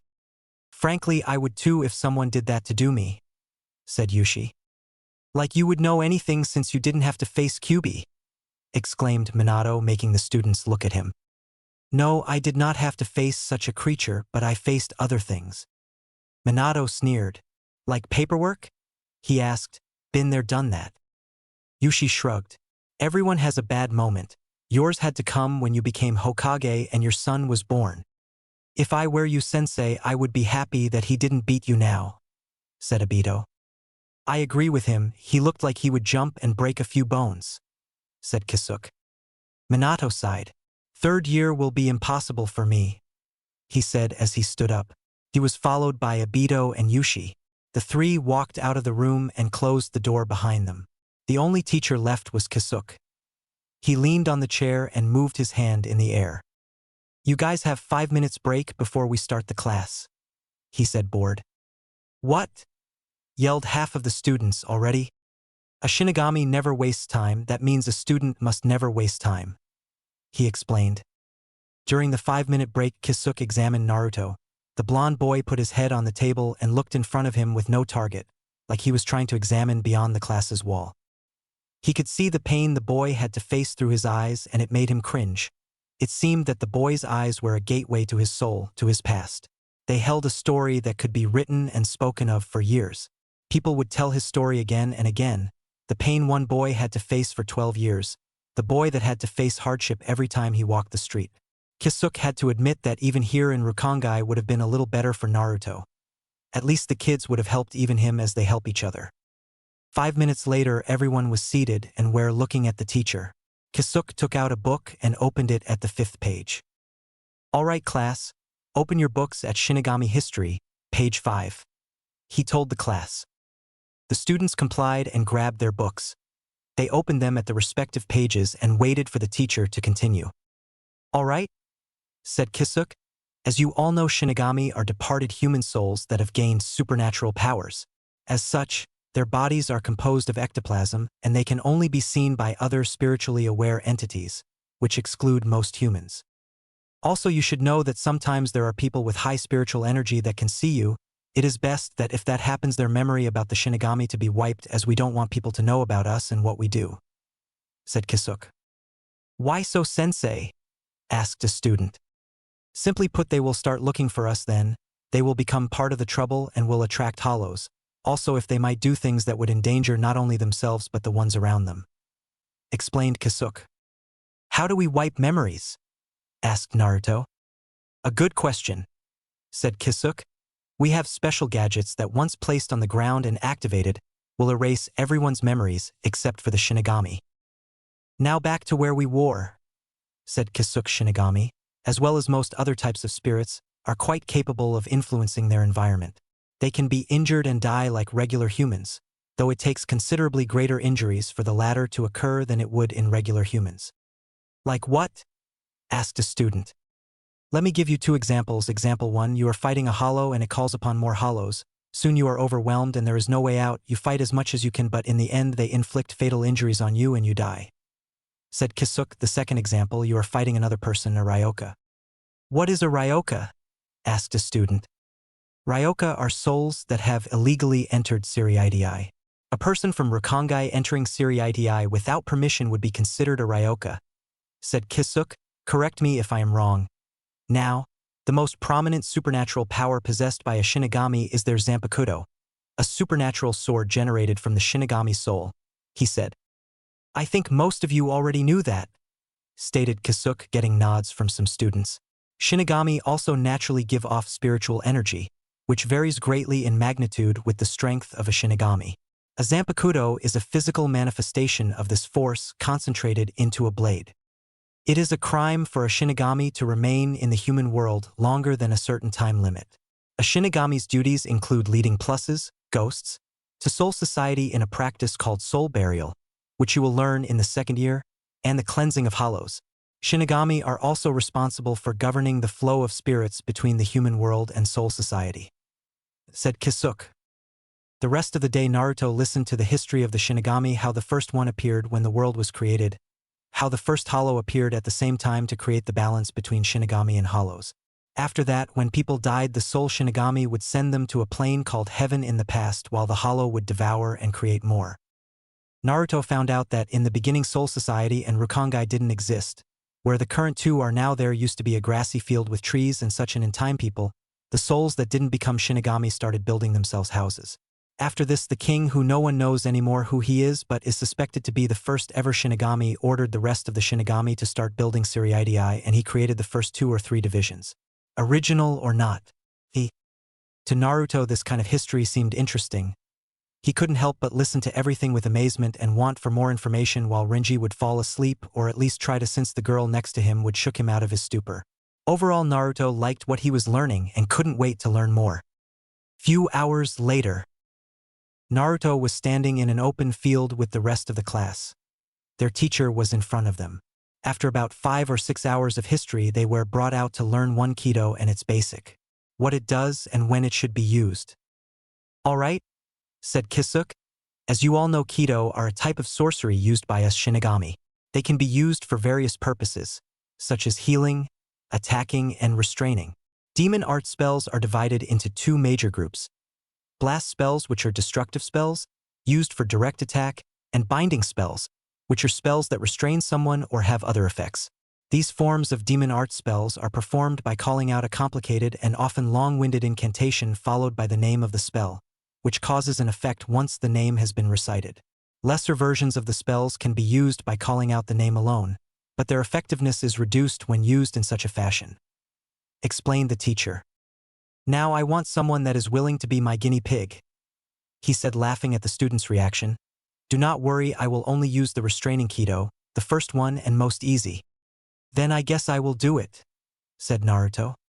Everyone looked at Naruto like he was crazy, and someone even voiced it. Are you crazy? Asked Renji.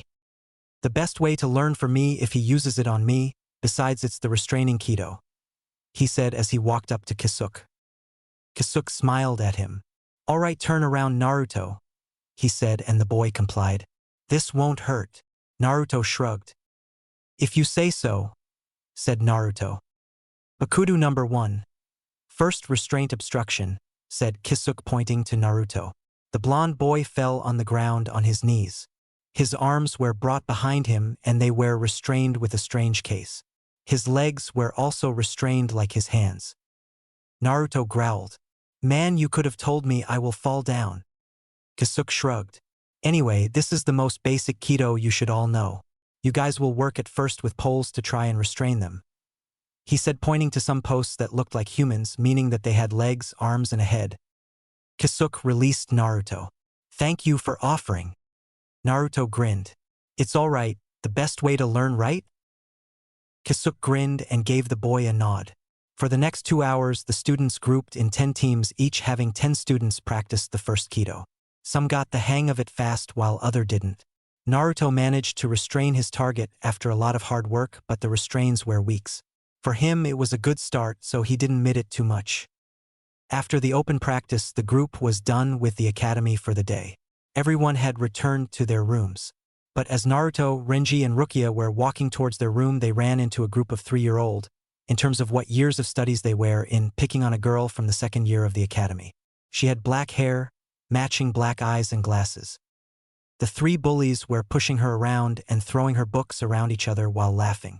Rukia gritted her teeth as she wanted to beat the crap out of them. She couldn't stand people like those, but she was beaten to that as Naruto walked forward towards them. "Hey," said Naruto. The bullies turned to him and inspected Naruto. They started laughing. "What do you want, first year?" "Leave her alone," said Naruto, gritting his teeth. "And what if we don't?" asked one of them. "Yeah, what would a first year do to us?" asked another one, laughing. Naruto gritted his teeth more and started glaring at them. Unknown to him, he was releasing killing intent, so powerful that everyone around him, including the bullies, dropped on their knees, breathing hard. They looked at Naruto, and in his eyes, the blonde's eyes seemed to penetrate their soul. They got up slowly and started running away. Naruto stopped glaring and the killing intent lifted. Rukia and Renji got back on their feet and were in awe at their roommate's killing intent power. Unknown to them, a spiky-haired man, massive in stature with the captain's cape, grinned sadistically as he liked the way things evolved with the boy. "He is always after a fight." Naruto walked to the girl and offered her a hand. She took his hand and got back on her feet. She was taller than Naruto, but not with much. She smiled at him.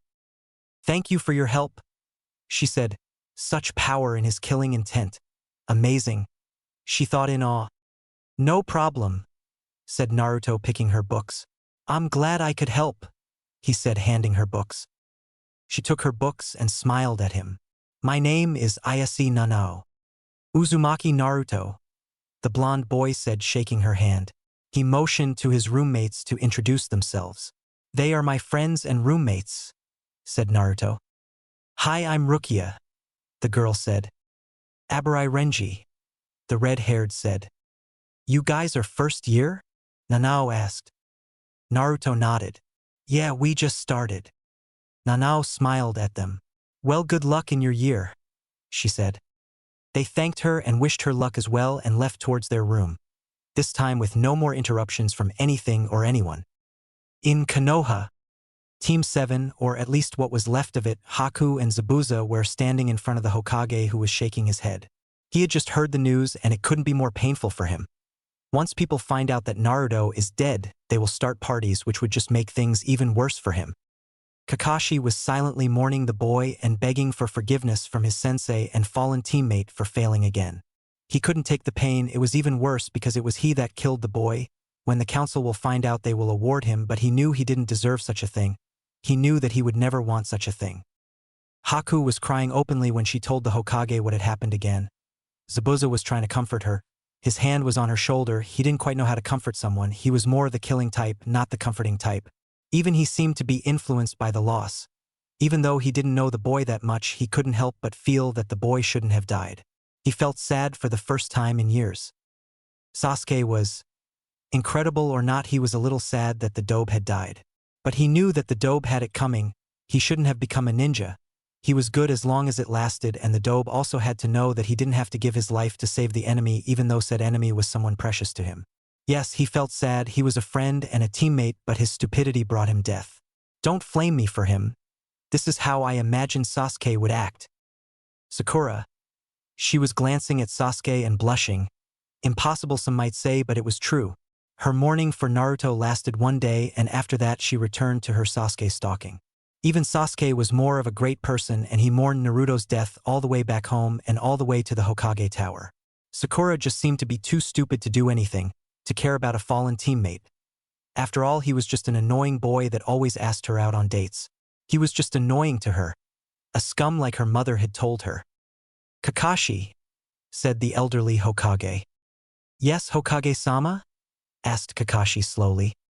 Where is the boy's grave? Where is his body? You didn't tell me. The Hokage said with his head down. We buried him in Wave Country, he is a hero there.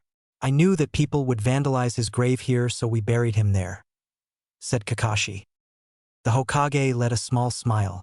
That is good to hear. It is good that at least he died with the respect of someone. But he shouldn't have, died, said Haku sobbing. The Hokage nodded sadly. I know what you mean, Haku, but this is fate. Maybe his time had come. Maybe it was written for him to die protecting his precious person. The Hokage's words just seemed to make Haku cry more powerful. Kakashi, I want you to add Naruto's name on the memorial stone, said the Hokage. You have my permission. Kakashi nodded. I will do it. Also, his name, Uzumaki Namikaze Naruto, said the Hokage looking at Yandame's picture. Namikaze? Asked Kakashi. That is Naruto's real name. He was the last of the Namikaze and Uzumaki clan. Both clans are extinct and their secrets dead forever, said the Hokage, letting a tear drop for the boy and not for what he was. Kakashi nodded. I will do it. He turned to leave when Sakura piped in. But why should Naruto his name written there? She asked. Because he was a hero? Said Kakashi with a sad voice. A hero? Asked Sakura. He was a hero in Wave. Kakashi gritted his teeth. He was in the Wave, but he is also Konoha's hero for. He looked at the Hokage, who nodded. He was the Kyuubi no Kitsune container. He is a hero for keeping the fox at bay for 12 years. Everyone's except Kakashi's and Sandame's eyes widen. But I thought Yandame killed Kyuubi, said Sasuke. Kakashi shook his head. No mortal can do such a thing, so he had to do the next best thing. Seal it away, in a newborn baby. So, said Sakura, when my mom told me he is evil she was right? She asked. Kakashi spun around and glared at her. Your mom is like almost all of Konoha's citizens. A bunch of idiots and asses. Sakura and Sasuke were taken back from the outburst. But Kakashi-sensei, said Sakura. Kakashi appeared in front of Sakura and glared at her. You have no right to judge him like a demon. If you think like your mother and the rest of Konoha, you are a scum and a piece of trash. You are a stupid fangirl, weak and pathetic. You became a shinobi just to gain Sasuke's attention. If there was someone else on this team, Naruto would never have died, he said with a cold voice. Sasuke snickered and got the attention of Kakashi, who grabbed him by the collar. And you are a worthless avenger. Do you think you can defeat Itachi? He asked, making Sasuke's eyes widen. When you grow strong, Itachi also grows strong. It is a rule of nature. You and your stupid I work alone. Said Kakashi, spitting. You are as pathetic as your fangirl and as stupid as her, he said, dropping Sasuke on the ground. Kakashi walked to the door but stopped in front of it. Before I forget, welcome to Konoha, Zabuza and Haku, said Kakashi, his anger gone but the sad voice still there. Haku, since it was Naruto's wish for you to survive. He turned to her and Haku looked at him. I will make sure his wish stays alive. I will make sure nothing ever happens to you. Like Naruto, I will protect you, he said, making the girl cry again for the boy she lost. Kakashi turned around and disappeared in a puff of smoke. He reappeared in front of the memorial stone. He took out a kunai and kneeled in front of it. Silently, he started singing the song Naruto used to sing. Kakashi had always watched the boy and he heard him sing it. Now he was singing it for him. Conquest to the lover, and your love to the fire. Permanence unfolding in the absolute. Forgiveness is the ultimate sacrifice. Eloquence belongs to the conqueror. Kakashi let a tear drop as the kunai touched the memorial stone. The pictures of time and space are rearranged. In this little piece of typical tragedy. Justified candy. Brandy for the nerves. Eloquence belongs to the conqueror. He started writing the name Uzumaki on the memorial stone. You and me will all go down in history with a sad statue of liberty and a generation that didn't agree. You and me will all go down in history with a sad statue of liberty, and a generation that didn't agree. I forgot to let you know that justified candy, brandy for the nerves, eloquence belongs to the conqueror. Kakashi started crying as he wrote down the name Namikaze on the memorial stone. Conquest to the lover, and your love to the fire, permanence unfolding in the absolute. Forgiveness is the ultimate sacrifice. Eloquence belongs to the conqueror. You and me will all go down in history with a sad statue of liberty and a generation that didn't agree. He finished writing the name Naruto and dropped the kunai. His head lowered and started crying more powerful. If the heavens were crying with him, the sky darkened and rain started pouring from the sky. You and me will all go down in history with a sad statue of liberty and a generation that didn't agree. Generation. What is in us that turns a deaf ear to the cries of human suffering? Suffering now. You and me will all go down in history with a sad statue of liberty and a generation that didn't agree. You and me will all go down in history with a sad statue of liberty and a generation that didn't agree. Generation, sad statue by system of a down. Kakashi put his hands on his head and started shaking his head. His cries intensified as he started singing again more and more painfully. It is because he had just seen and he had just remembered who else had the name Namikaze. He looked at the memorial stone, Namikaze Minato, Yandame Hokage, it read. Kakashi yelled to the heaven. He let his head drop again. He started singing a song he sang when Obito died. Now he was singing it for Naruto. Dead men lying on the bottom of the grave. Wondering when Savior comes, is he gonna be saved? Maybe you're a sinner into your alternate life.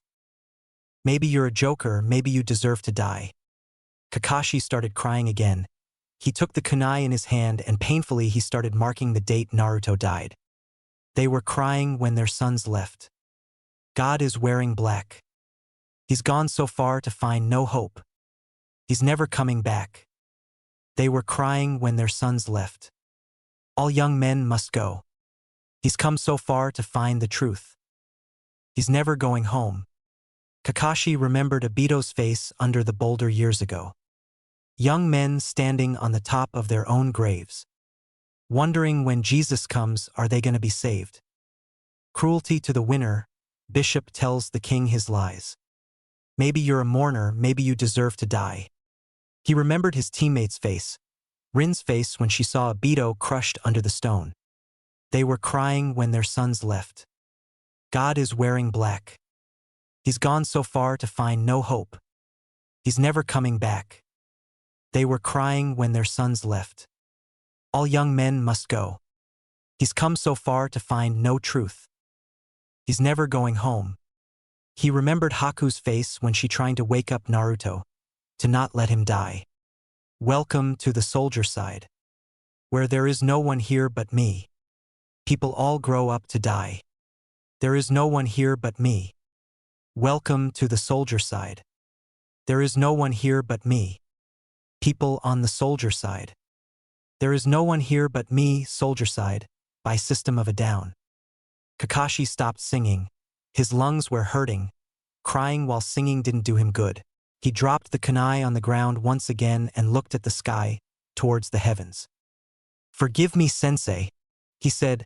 I killed your son, he said more and more painfully. He dropped face on the ground. I killed Naruto, he said, crying himself to sleep in front of the memorial stone. Chapter 4, Academy Days Part 2. 2 months have passed since Naruto started the academy to become a Shinigami. Nothing much had happened in those months. All they did were study the history of Tsurugi and Rukongai and about the Shinigami. They didn't start learning more things about hollows at the moments, but that wasn't really important for Naruto. During class he paid attention. It was amazing that Uzumaki Naruto, the boy that always fell asleep during the ninja academy, was now paying attention. Naruto would have given anything to show his old classmates that he can be serious when he needs to. He also proved that Naruto somehow managed to get on top of the class with his current grades. He wasn't a bookworm, no matter how much people would have said it. He stocked everything in his mind during classes and then only read them once before going to sleep. His relation with Rukia and Renji boosted.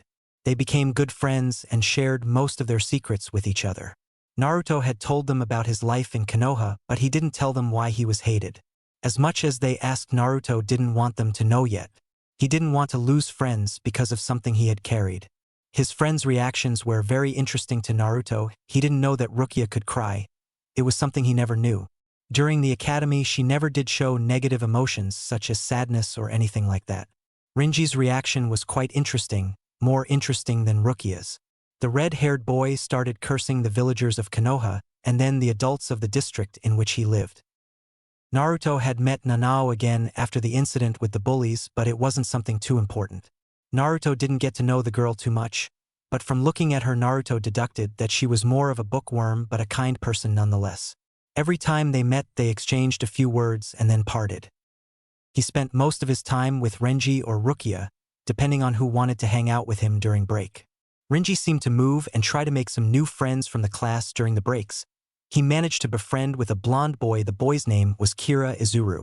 Naruto didn't meet the said boy yet, not in person. He saw him during classes, but except for that nothing, and he never talked to him.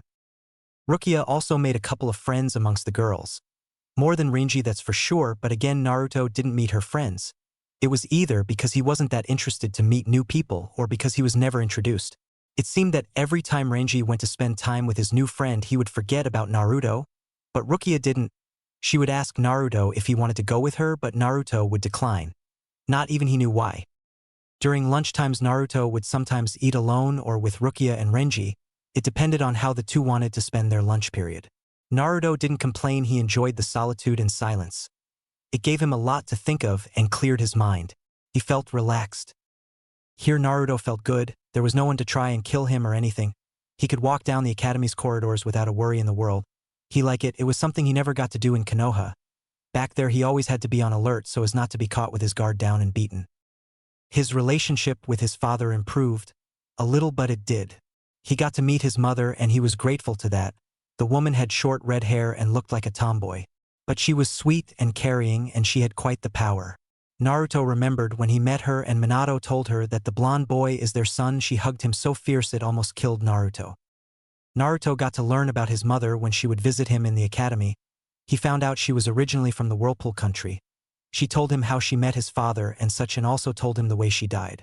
It seemed that after Minato left with Naruto from the hospital room, the medic who was looking over her left the room for a few seconds, and it was enough for Minato's enemies to enter the room and kill her while she was weakened. Naruto felt angry when he heard how she died. Taking advantage over a sick woman was low. No one would go that low, only cowards. Naruto swore that if he was to meet the ones responsible for his mother's death, he would kill them. Kushina, his mother's name, explained to Naruto more about Shinigami and the divisions. He found out that Minato was in the 1st division and she was in the 10th division. Naruto learned one more Kido, the last one he would learn during the first year. Unlike the other Kido, this one was a destructive Kido used for fighting. Naruto took a liking in using it. He managed to master it in just a few days. The binding Kido took him an entire month to master, but in the end he got it right. Now, Naruto is an exceptional student. For the first time he was an example for other students. But this didn't stop Naruto from pranking. The only thing he hated was that every time he did a prank, everyone blamed Minato, saying that he did it. Naruto didn't understand why people would blame his father for what he did. In fact, they never did say anything about Naruto. They said that Minato did the prank, that he didn't get it out of his system yet. The blonde man swore to find out who did it, who framed him. So now Naruto was all tied up and being dragged to his classroom where his sensei Kisuke is. He used his lunch break to pull another prank. He found it funny.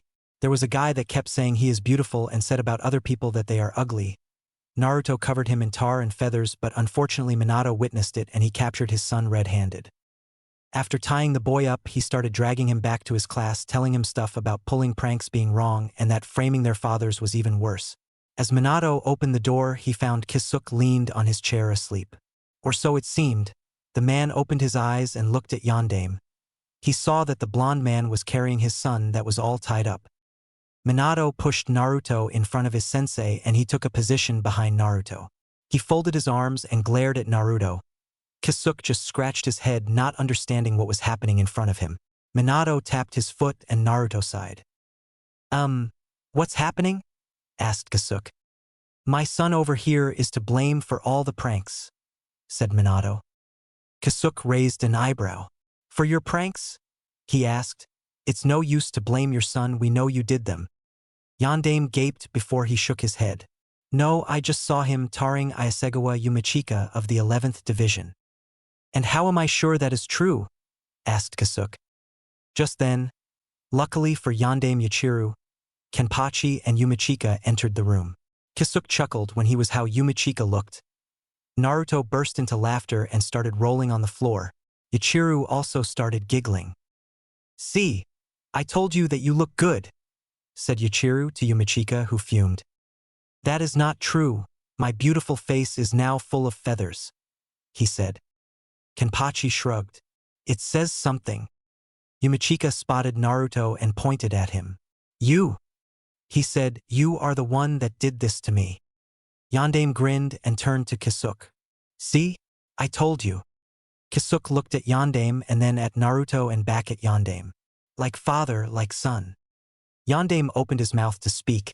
He didn't find anything to say and closed his mouth. He looked at Naruto, who was grinning, and shook his head. He gave him thumbs up and grinned. Good job, he said, just like your old dad. Naruto's grin widened. I knew you would see it my way. Minato nodded. Yes, but... He looked serious. You will still be punished for this, and as punishment. He stopped. What should he do to Naruto? He didn't know, he had absolutely no idea.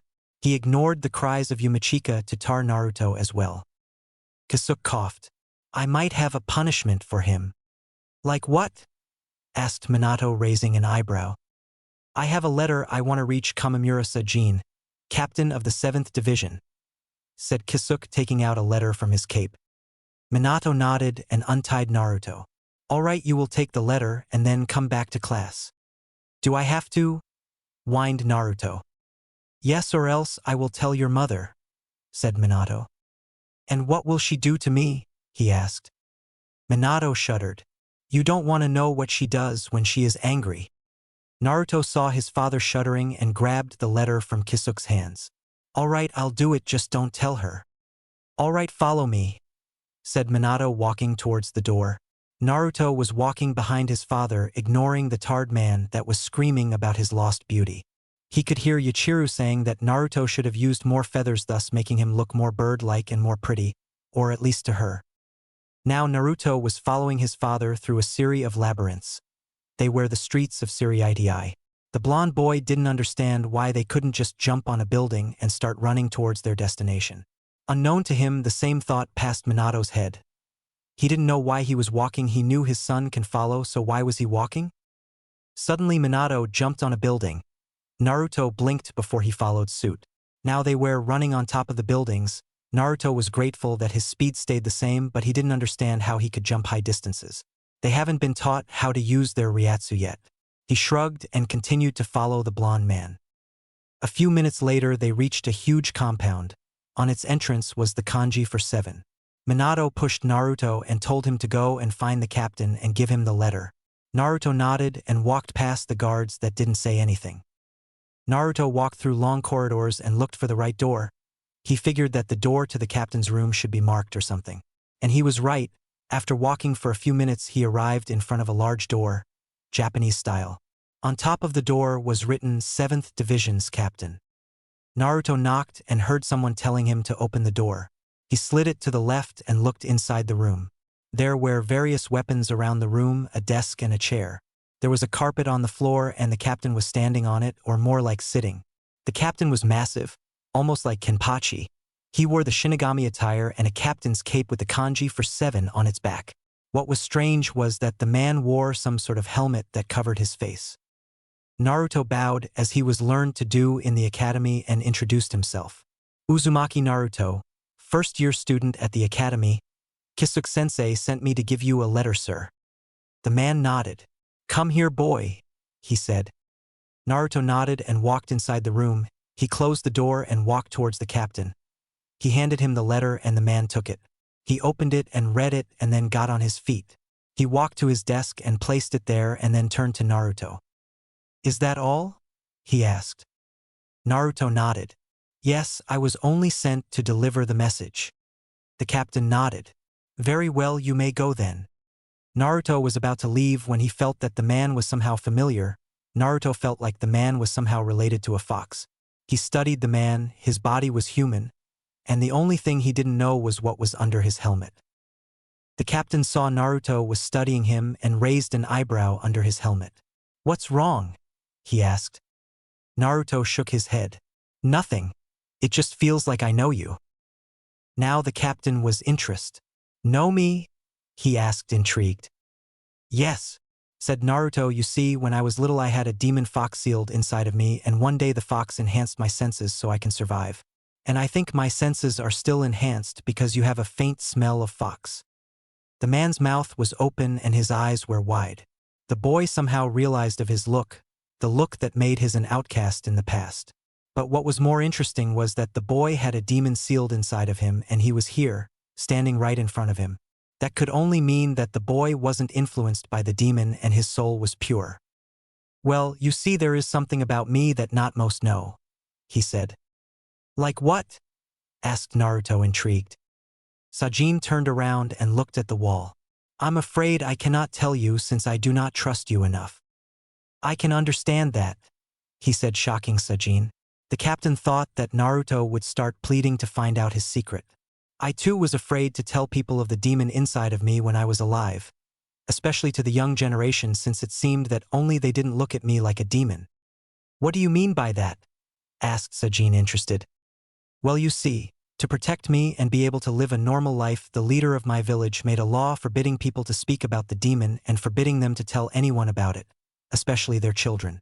Naruto explained. "I can see why," said Sajin. "He wanted you to live a normal life by having friends." Naruto nodded. "Yes, but it seems that the people found a way around the law and started telling their children I was evil and dangerous and forbid them to play with me," he said. Now Sajin was a little sad for the boy. It reminded him about his past. He was an outcast because of the way he looked and no one wanted to speak or go near him. He was treated poorly and people looked with disgust at him. All except two. And those are Yamamoto, who helped him become a Shinigami, and Tosen Kaname. So the children always avoided me and treated me badly like their parents did," continued Naruto. "Not even when I entered the academy to learn how to become a ninja was I treated different. They still treated me how their parents told them to," said Naruto. "I barely made a few friends. In fact, I don't know if they were real friends since I died before I could know them better," said Naruto, looking sad. Sajin frowned. "Your story is touching, boy." "Yeah, I know. I mean, I never heard anything like that. You were an outcast." "Something like that, I think," said Naruto, looking at the door. Sajin nodded. "You are almost like me," he said. Naruto turned to the man and looked at him questionable. "What do you mean?" he asked. Sajin brought his hands to his helmet and slowly removed it. When it wasn't covering him anymore, Naruto saw how the captain looked under the helmet. He had a fox's head, but he also took another glimpse at his body and saw that it was like a humanoid fox. Naruto's eyes were big as saucers. "Because of the way I look, I was an outcast here," said Sajin. "That is until Yamamoto-sama took me under his wing and trained me to become a Shinigami." "So people were mean to you because you have the head of fox?" asked Naruto. The captain nodded and put his helmet back on his head. "I expect you not to tell anyone." "How could I tell anyone?" asked Naruto. "That would make me as bad as the villagers back in my village." Sajin nodded. "Yes, it would. Not to mention that you would betray my trust and that I will kill you." "You mean I gained your trust?" asked Naruto. "How come?" "I told you, you and me are in a way similar. You were an outcast because of what you carried. I was an outcast because of how I looked," said the captain. "I showed you how I look because I could feel that you would keep it a secret." "Yeah, but can you tell me something?" asked Naruto. "Sure," the captain responded. "How come you have a fox head? Were you born like that?" asked Naruto, intrigued.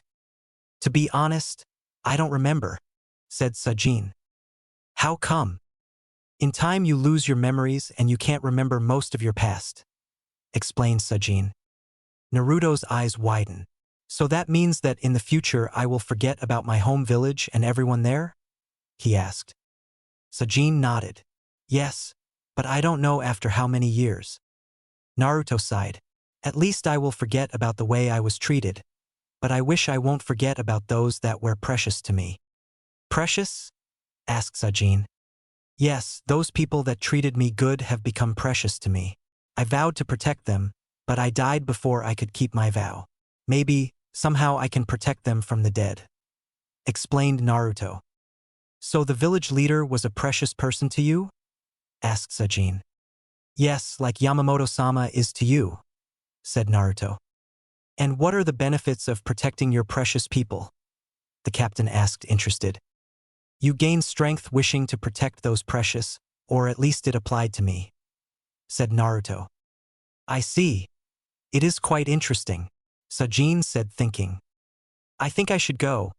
Dad is waiting for me at the compound's entrance and maybe Sensei is getting worried, said Naruto, scratching the back of his head. Sajin nodded. All right, you can go, he said, turning around. Before you leave, can I tell you one last thing? Asked Sajin. Naruto nodded. Sure. Come by here when you want to talk. I enjoyed our conversation, he said. Naruto grinned. You bet I will. See you later, Sajin Taishu, said Naruto, walking out of the room. Sajin smiled under his mask. Interesting boy, he said as he sat back down on the carpet to meditate. Naruto walked outside the compound.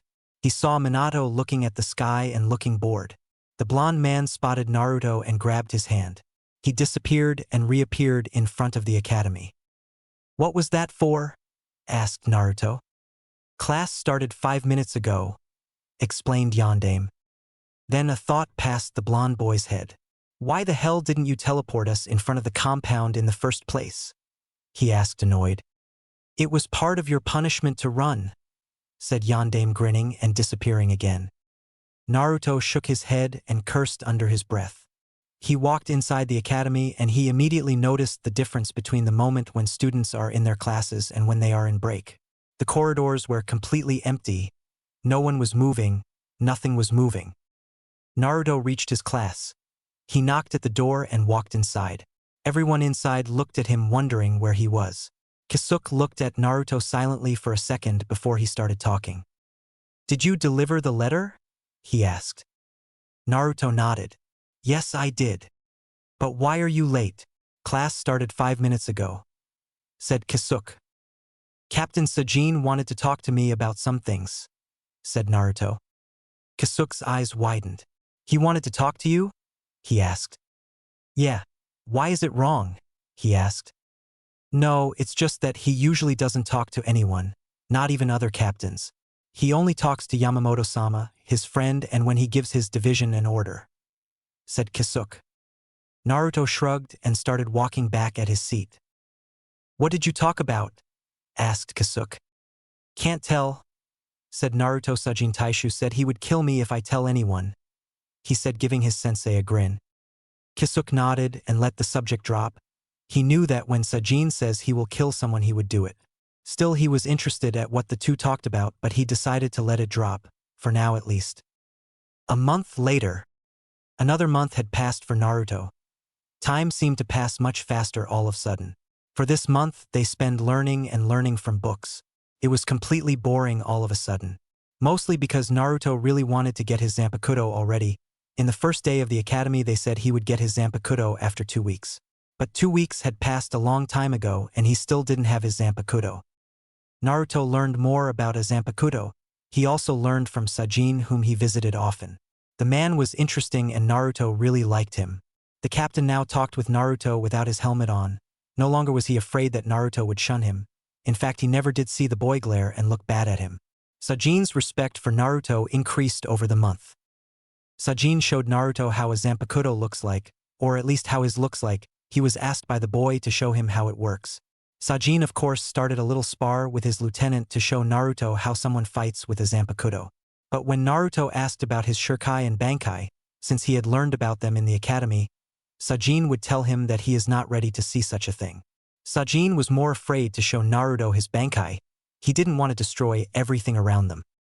With his family, Naruto finally forgave Minato. After another month of constant apologizing by the man, Naruto finally forgave him. During the Sundays when Naruto wouldn't be in the academy, he would live with his parents. He saw his mother's side, meaning her cooking, and he really enjoyed it. He also saw a part of his father that was similar to their affection for ramen. He spent hours talking with Minato about ramen and about Ichiraku, where it seemed that the yandere used to go to eat his ramen whenever Kushina wouldn't make him. Kushina scowled Naruto when she found out that during his lifetime he ate more ramen than was necessary. She knew that Sandame would have bought him some vegetables, which is true, but Naruto would never eat them. He would hide them and pretend that he ate his vegetables. After a month, Naruto made new friends. He finally met Renji's friend, Izuru. The guy seemed nice. He was in the same class with Naruto. They spent a few hours talking, and after that Naruto would go and train with them or eat. From Rukia's side, Naruto met a girl by the name of Matsumoto Ranjaku. She was in the second year, but somehow Rukia befriended with her and he befriended with the girl as well. Naruto considered her to be beautiful. She had long dark orange hair, a good body, and a nice bust. Naruto would spend time with the two girls after the academy hours. But that was what happened during that month. Right now it was the day Naruto waited for some time now. Today was the day he would get his Zampakuto. He couldn't help but smile like an idiot all day. Of course, that made the students think if he is somehow related to the blonde man that would teach them in the third year, and also think if Naruto was feeling well. Now Naruto and the rest of the class were outside in their training field. One by one the students walked up to the sensei and did as they were told. They each summoned their Zampakuto. So far everyone's looked almost the same. The difference was that some were larger while other were shorter, some were bigger, other smaller in dimension. What Naruto didn't like was that, after they summoned their Zampakuto, they were to unsummon it. Kisuke said that they aren't allowed to have a Zampakuto only after they graduate. But this was a way to see at what level each of the students' spirit force was. When Naruto's turn came, he walked up to Kisuke. The man was about to tell Naruto how he needs to summon his Zampakuto when Kenpachi and Yachiru dropped near him. Kisuke turned towards him and raised an eyebrow. Kenpachi looked at Kisuke. "I want to see the boy's Zampakuto." "Why is that?" asked Kisuke. Kenpachi gave him a maniacal grin. Kisuke understood now why the man wanted to see Naruto's Zampakuto. He wanted to know if the boy was truly strong. If he was as strong as Yamamoto stated, then his Zampakuto would be big, very big. Kisuke turned to Naruto. "All right, to summon your Zampakuto, you need to search for it inside of you." Naruto scratched the back of his head. What do you mean by that?" he asked, not understanding. "Like I said, look inside your soul. Close your eyes and meditate." Naruto did as he was told. He closed his eyes and started concentrating. He cleared his mind of everything. He could hear everything clearly. Suddenly he felt light. Naruto's mindscape. Naruto opened his eyes and glanced around. He was in a familiar forest. His eyes softened when he realized he was in the forest where he had met Haku for the first time. He glanced around trying to find his Zampakuto. He figured he had to look for a sword or something. Naruto heard something move behind him and turned around. His eyes widened when he saw Kyubi coming out of the trees. His 9 tails swinging behind him, he was as tall as a tree. "Kyubi?" asked Naruto. "What are you doing here?" he asked. "What does it look like?" he asked. "I am your Zampakuto." Naruto's eyes widened. "What?" he yelled. "I have to deal with you again?" Kyubi sneered. "Like I wanted to work with you, weakling." "What did you say?" asked Naruto deadly while gritting his teeth. Kyubi sighed. "Anyway, yes, I am your Zampakuto, but one of them." Naruto raised an eyebrow. "One of them?" he asked. Kyubi nodded.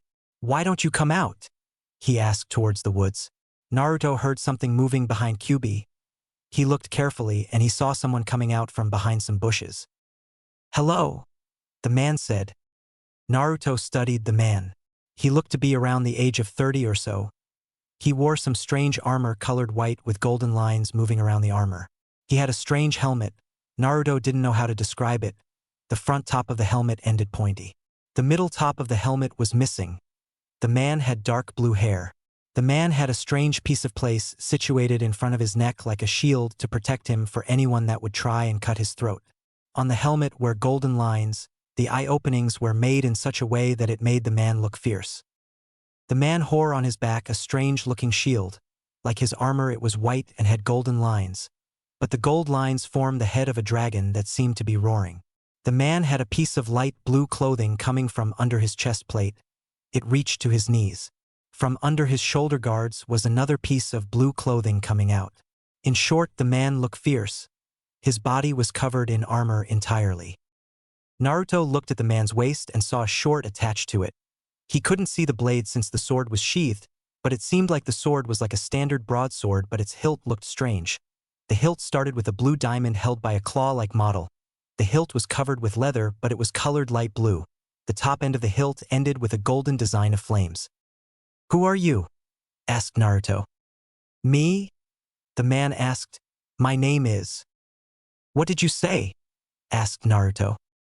The man looked at Kyuubi and Kyuubi was looking at him. Then Kyuubi turned to look at Naruto. "Do you know who I am, Kit?" asked Kyuubi. "Yeah, you're Kyuubi no Kitsune," said Naruto. Kyuubi shook his head. "That is just a title given to me by you humans. My real name is—" "Huh?" asked Naruto. "I didn't hear." "It seems you aren't ready to hear our names," said the man. Kyuubi nodded. "But we can still ask you why you are here? I need to call upon my Zampakuto to show it to my sensei," explained Naruto. The man looked at Kyuubi and Kyuubi looked at him. They both nodded and turned to Naruto. "We will send you back out and we will give you your Zampakutos, but only for a few seconds." "Why is that?" asked Naruto. "To gain your Zampakuto, you need to pass a test me and my friend here will give you," explained Kyuubi. "Oh, Sensei said something like that a few months ago," said Naruto. "Well, we will see you when the time comes," said the man, and Naruto closed his eyes and felt light. Real world. Naruto opened his eyes. For Kisuke it seemed that only a second had passed. A powerful energy started to move around Naruto. Kisuke and Kenpachi's eyes widened, as well as the students. The energy split in two and moved to his hands. To everyone's surprise, the energies formed two Zampakutos. The first one started with a blue diamond held by a claw-like model. The hilt was covered with leather, but it was colored light blue. The top end of the hilt ended with a golden design of flames. The blade was long as a katana but not curved, and it was also denser than one. It looked like the blade of a broadsword. The second blade started with the model of three horns colored black. The hilt was bloody red and the top end had the design of bat wings, it seemed. The blade was strange. It started dense, then the middle was thick, almost like a katana. Then the end became denser again and the end was pointy. The second sword was as long as the first one. Kenpachi was amazed of the boy. He was the third to have dual-wield Zampakutos. Kisuke was amazed not only about that, but he was amazed that he could feel the sheer power coming from the two Zampakutos. It was breathtaking, literally. He didn't know how, but the energy created by the two Zampakutos seemed so immense. It was incredible. The two Zampakutos then burst. The one with red hilt burst in red flames, and then one with light blue hilt turned to ice and then exploded, the shards turning to water and air. Then the fire, water, and air transformed to pure spiritual energy and entered Naruto's body, disappearing. Kisuke, like the rest of the class, was gaping at Naruto. Kenpachi was grinning like a maniac at what he saw. He knew the boy was strong, and this proved it. Unknown to Naruto, a few of the captains had watched the show and were amazed. Sajin smiled when he saw the two Zampakutos. A man with long white hair was gaping just like the man next to him that had black hair and wore a straw hat. Minato had his eyes wide as saucers. In Konoha, a month had passed since Naruto's death. The villagers eventually found out and started partying. The Hokage tried to stop them, but when he saw that he couldn't do anything, he stopped trying. The people just seemed to be too stupid to understand who the boy is. They once tried to find his grave and defile it as Kakashi thought it would happen. The Hokage was happy that the council didn't try to erase Naruto's name from the memorial stone. Zabuza had been integrated in Konoha to the displeasure of the council that wanted him dead. Zabuza and Haku entered under the Hokage's protective wings. Zabuza was now a jounin, but he wasn't taking students, not yet. He said it clear that he doesn't want students yet, and Sandaime understood and didn't press him. Haku was integrated into Team 7 and they started doing mission together. Sasuke returned to his brooding during the month. Sakura had completely forgotten about Naruto and just kept stalking Sasuke, and when Haku would try to talk to them, she would get paranoid and yell at her that she won't get her hands on her Sasuke. The said boy would growl at his annoying pink teammate and started talking to Haku, much to Sakura's displeasure. Haku still had it bad with Naruto's death. At nights she would cry herself to sleep. She realized that the boy had become a great part of her in just a few days, and now that he wasn't anymore around, she couldn't take it. To her happiness, Kakashi, Zabuza, and Sandame were always there to help her. Then a young boy by the name of Konohamaru came to her, and he became close to her due to the suffering, since he considered Naruto as a brother. To comfort her appeared both Ayam and Tuchi, who were missing the blonde boy. Kakashi would now be 3 hours late for everything. He would always be found in front of the memorial stone looking over 3 names. Said names were Uchiha Obito, Namikaze Minato, and Uzumaki Namikaze Naruto. When he would arrive where his team was, he would get yelled at for where he was by Sakura. He would glare at her and tell her to mind her own business. During training, Kakashi no longer paid attention to Sasuke. He started instructing Haku more and more, much to Sasuke's displeasure. He would sometimes teach Sakura and Sasuke, but he would concentrate on Haku. He would favor her since he thought that it was a way for him to repay Naruto. From the rest of the rookies, things stood different as for their sensei. Hinata, when she found out about the blonde boy's death, locked herself in her room and never came out for an entire week. But she vowed to become stronger, and she slowly improved. She was still afraid of her father and his voice. She still stuttered. Hinata started ignoring Sakura for the way she seemed to have forgotten about Naruto and the way she acted. It just made her angry, and she didn't want to see the pink girl. Kiba didn't know Naruto all too well. During the academy, he was just an annoying boy. Though at first his mother told him to stay away from him, she then told him that she was wrong and that he should befriend with him. Kiba talked with Naruto whenever he wanted. He learned a few things about him, but not enough. He didn't mourn him only a few days, and once per day he and his teammates, including their sensei, would go to the memorial stone and lay a white flower for Naruto. This thing got picked up really fast, and strangely after some time, Zabuza, Kakashi, Sandame, Irika, Konohamaru, Ayam, Tuchi, a spandex-wearing jounin by the name of Guy Asuma, and his team would all come to the memorial stone on Sundays and lay a white flower for the fallen hero. Shino didn't know what to think. He was amazed that Naruto died. No, he was shocked that Naruto died. During the academy, he saw the blonde boy was holding back a lot. He was much stronger than he looked to be, and it shocked him to find out that he died. He offed them all. The same thoughts were shared by Shikamaru. Both boys didn't cry, to show they were strong for him. But at nights they would think about him and smile when they would remember his pranks and the way he acted. Ino was a bit disappointed on Sakura for forgetting about Naruto. Truth was that she wasn't all that interested in Naruto, but he was a friend and an old classmate. It was just right for them to mourn him, but it seemed that Sakura didn't care about it. Ino would think about the boy when she would look over the shop. It seemed just right to think about what he did in the academy and his everlasting smile. Chuji was sad that Naruto died. He had lost a ramen lover. Someone he could talk about ramen and eat it. He, like everyone, mourned him for a few days, and then using his memory he would think about the boy. Irika was mostly affected. He took it hard. He took Naruto's death hard. Every day he regretted for putting Naruto in Team 7, or at least putting Sakura in Team 7. He at nights wished that he could change the events, that he could go back in time and stop all this from happening. He didn't hate Haku and Zabuza. He knew what Naruto wanted to do, and he respected that. He would be seen sometimes comforting Haku or giving her tips about training. He felt that being close to the girl, he would be close to Naruto, as Naruto's last act was to save someone precious to him. She was precious for him. Asuma for a few days didn't know how to react. He didn't know the boy too much. He saw him a few times doing his pranks, running around and smiling. He respected the boy for what he did and for his devotion to save someone innocent. He didn't quite know how to feel for the loss. Sure, he was sad, but he didn't know how to react. Same with him was Kurenai. Not even she knew how to react. She was sad of the state Hinata had reached because of the boy's death. She was sad that Naruto, the happy figure, died. The person that always brought a smile to everyone, died. Kakashi sighed as he looked at the sky. In a few months the Chunin exams would come. He didn't know if he should nominate his team or not. He knew he would have nominated it if Naruto was still alive and in his team.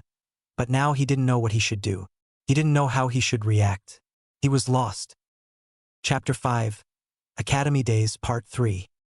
A blonde boy was running down the streets of Siriidi with a smile plastered on his face. He couldn't be more happy. Why, some might ask. The answer is as simple as the question itself. Today the blonde boy found out if he passed the first year's exam or not. The blonde boy remembered the test. It was quite easy, well, easy for him because he knew the answers for the first time regarding a written test. He was asked things such as when the first Shinigami had appeared, the roles of a Shinigami, what hollows are and how to kill them, and finally they had to write an essay about the beginning of Seriidii and the divisions. And now Naruto was happy because he had passed the first year. That was one step closer to becoming a Shinigami, but now some might have asked where he was going. Of course some might answer home to his parents, but they already knew he passed, so he was making his way to a friend of his. As Naruto reached the entrance to a compound, he was stopped by the guards, two Shinigami that looked like serious people. "What is your business here?" one of them asked. "I am here to see Sajin Taishu," said Naruto grinning. "Do you have an appointment?" asked the second, "or do you have to send him a message?" "Neither," said Naruto. "I am one of his friends and I am bringing him good news," said the blonde boy grinning. The Shinigami guards raised an eyebrow. "And your name is?" "Uzumaki Naruto," said the boy. "Ah, Naruto-san, we didn't recognize you. I am sure Sajin Taishu would be happy to see you," said the first guard, letting Naruto pass. The blonde boy grinned and walked through the gates and started running to his friend's room. The two guards looked at the retreating figure and then they looked back at each other. "Since when does Sajin Taishu have a kid as a friend?" asked the second guard. The first guard sighed. "Since a few months ago. Take my advice and never deny entry to the boy inside when he wants to see the captain." "Why is that?" asked the second guard. Sajin Taishu became really close to the boy. It's like he had taken him under his protective wing, responded the first guard. "And how is that bad?" asked the second. "Well, you see, 2 months ago there was a guard that didn't let the boy in and didn't believe him when he told him that Sajin Taishu is his friend. Unluckily for the guard, the captain happened to pass by and heard everything, even the guard telling the boy to scram. The captain's reaction wasn't good. He gave the guard a powerful punch in the head and gave him some friendly advice before the guard went into 1 month unconsciousness. The second guard shivered and unconsciously rubbed his head. "Good that you recognized the boy. I didn't know if he was telling the truth." "Well, now you know," said the first, shivering at the memory of the meeting their captain had with them regarding the boy. Speaking of the boy, he was currently in front of the captain's door. He knocked once and didn't wait for the response to come. He opened the door. This became a habit for both of them in the past months. Naruto would knock once and enter. The captain wouldn't say anything except for the usual greeting. So right now it was the same thing.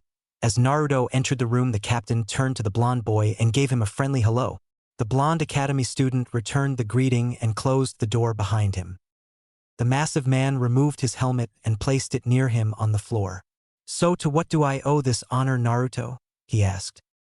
"I passed the first-year exam," responded the blonde boy, bouncing up and down. "Now I am in the second year." Sajin smiled. "That is good to hear." Naruto nodded. "And the test was easy. I mean, I never would have thought that I could answer correctly to a written test." The captain laughed at the boy. "It seems that you have studied more than you know." The blonde Shinigami in training shook his head and pointed to his head. "I stocked everything in class here," said Naruto, grinning. "That's a darn good memory then," said the 7th Division's captain with a grin. Naruto nodded. "Yeah, and now I will learn more Kido and I will even learn how to fight with a Zampakuto." The captain grinned wider and put his helmet back on his head. He stood up. "Why don't you come with me?" he asked. "I have a surprise for you." Naruto grinned and jumped up on his feet. He left the room following the 7th Division's captain. The man took him to the division's armory.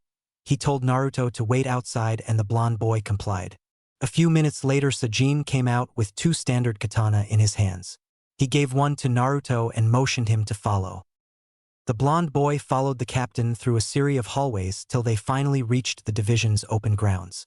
Sajin walked to the middle of the field and Naruto followed. The massive man looked at second-year student and started talking. "Now, Naruto, you will learn in the second year to fight with a Zampakuto," said the captain, and the blonde boy nodded. "But for learning purposes, you will use a standard katana in the academy." Naruto frowned. So when they said, "I will get my Zampakuto" at the end of the academy, they weren't kidding. "Yes, they weren't," responded Sajin with a nod. "But in the end, you will know how to use your Zampakuto since you learned fighting with a katana in the academy." Naruto looked at the katana in his hands and then at Sajin's. "What are we going to do with this?" "Well, I thought that to congratulate you for passing the first year, I should teach you today the basics of fighting with a katana," said the humanoid fox with a grin that widened when he saw Naruto smiling and cheering. "All right, when do we start?" he asked. "Right now if you want." When he saw Naruto nod, he unsheathed his sword and held it in his left hand. He raised it and pointed it to the orange-clad. "Come stand next to me, Naruto," said Boy nodded and walked towards Sajin that had lowered his katana. Naruto grabbed his katana's hilt and unsheathed it, holding it the same way Sajin was holding his. The captain nodded at the blonde boy. "Now do as I do." Naruto nodded and looked at Sajin. The man bent his knees and raised his sword above his head, the end of the hilt being at the end of his head and the blade above his head pointing in front of him. Naruto did the same thing as the captain did, only that he wasn't bent down enough. The 7th Division's captain saw this and told the young Shinigami in training to stay as he is. Naruto complied and Sajin pushed the boy down a little, making him bend as much as he needed. When he saw that the boy was in the right position, he nodded and took his position back. The captain then moved his katana. He moved the sword down towards the ground with the blade remaining pointed in front of him. When the katana reached the ground, he turned the blade around, making the katana point to his back. Naruto watched closely, and when he saw Sajin look at him, he did the same thing as the captain did. But it was sloppy. At first Naruto touched the ground with the top of the blade. Then he accidentally implanted the katana in the ground. But at his 3rd try he did it right. When the blonde student was done with this, the captain moved the katana again. He turned the blade, making it swipe from the end to the front of him. Or in other words, he moved the blade from pointing behind him to point in the front by doing a 90 degrees turn with it. Naruto moved a little to the side so as not to hurt his friend if he does the move right. He did the same thing as the massive man did, and even though it was slow, it was good for a starter. Sajin then lowered the top end of the blade to the ground and raised the blade back above his head, slowly raising the top end of the blade so it would cut the air vertically. The blonde boy did the same thing as the captain did, and without any mistakes. Sajin nodded to Naruto and instructed him to do it from the beginning to the end, slowly gaining in speed. Of course, the captain did the moves at the same time with the boy. Whenever he would go up in speed at moving his katana, the 7th Division's captain would do the same. After practicing the 4 moves for half an hour, Naruto was moving his sword fairly good, as a student in the 2nd year should. Sajin instructed the blonde student to stop and to stand upright. Said boy did as he was told. The next thing the captain did was to teach the blonde a few defensive maneuvers. He moved his right leg to the back. He brought his katana in front of him, holding the hilt that was near his stomach. Thus the blade ended at the middle of his face. Naruto followed the same steps that the captain did and waited for the next instructions. The next thing Sajin did was to turn the blade to the left, completely, without moving the hilt from him in front of his stomach. Naruto did the same thing, moving it slowly. In truth, the blonde boy was doing well, but his hands were shaking because he was still getting used to hold a sword. The captain knew that Naruto was a dual wielder type, but the basics for dual wield were one wield. He had to master those steps first and then create his own movements with dual wield. Sajin moved the hilt along his left side till he was holding it behind him and the blade was pointing in front of him.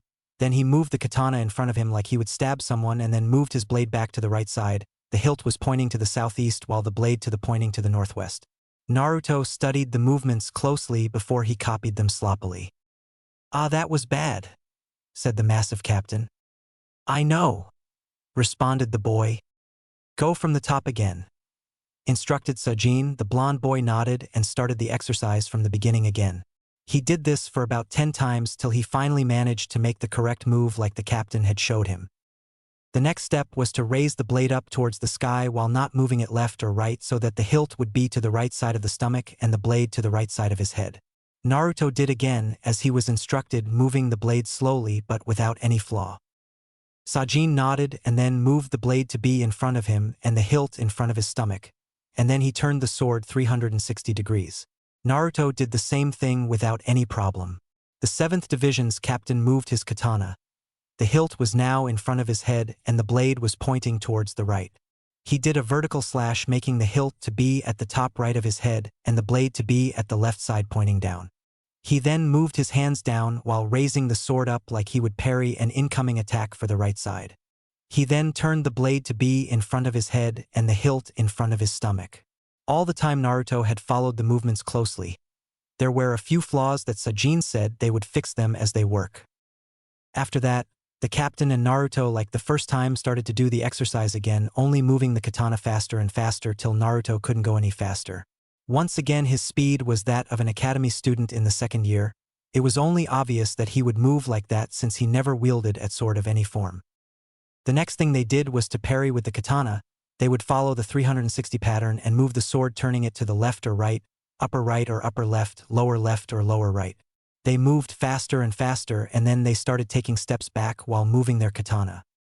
After the said exercise they started a little spar. Sajin would attack and Naruto would defend himself like he learned. The humanoid fox at first moved his katana slowly so that Naruto could keep up with him, and then he moved faster and faster till a point when the blonde Shinigami in training was turning his sword around the 360 degrees pattern so fast that he didn't see the blade anyone. It was just a blur in front of him. It was a good thing that Sajin didn't increase the power of the attack, because blocking so fast Naruto tired very fast, and if the attack was powerful the boy wouldn't be able to hold his katana anymore, thus dropping it on the ground. Of course, when the captain saw that Naruto was getting tired, reduced the speed of the attacks till he completely stopped. Sajin was impressed on the boy's skill to defend himself. He learned fast. His moves were a little sloppy, but they would improve in time. The captain decided that for the day the boy shouldn't learn anything more but perfect the moves he had shown him, and so for the next couple of hours till it got dark they trained.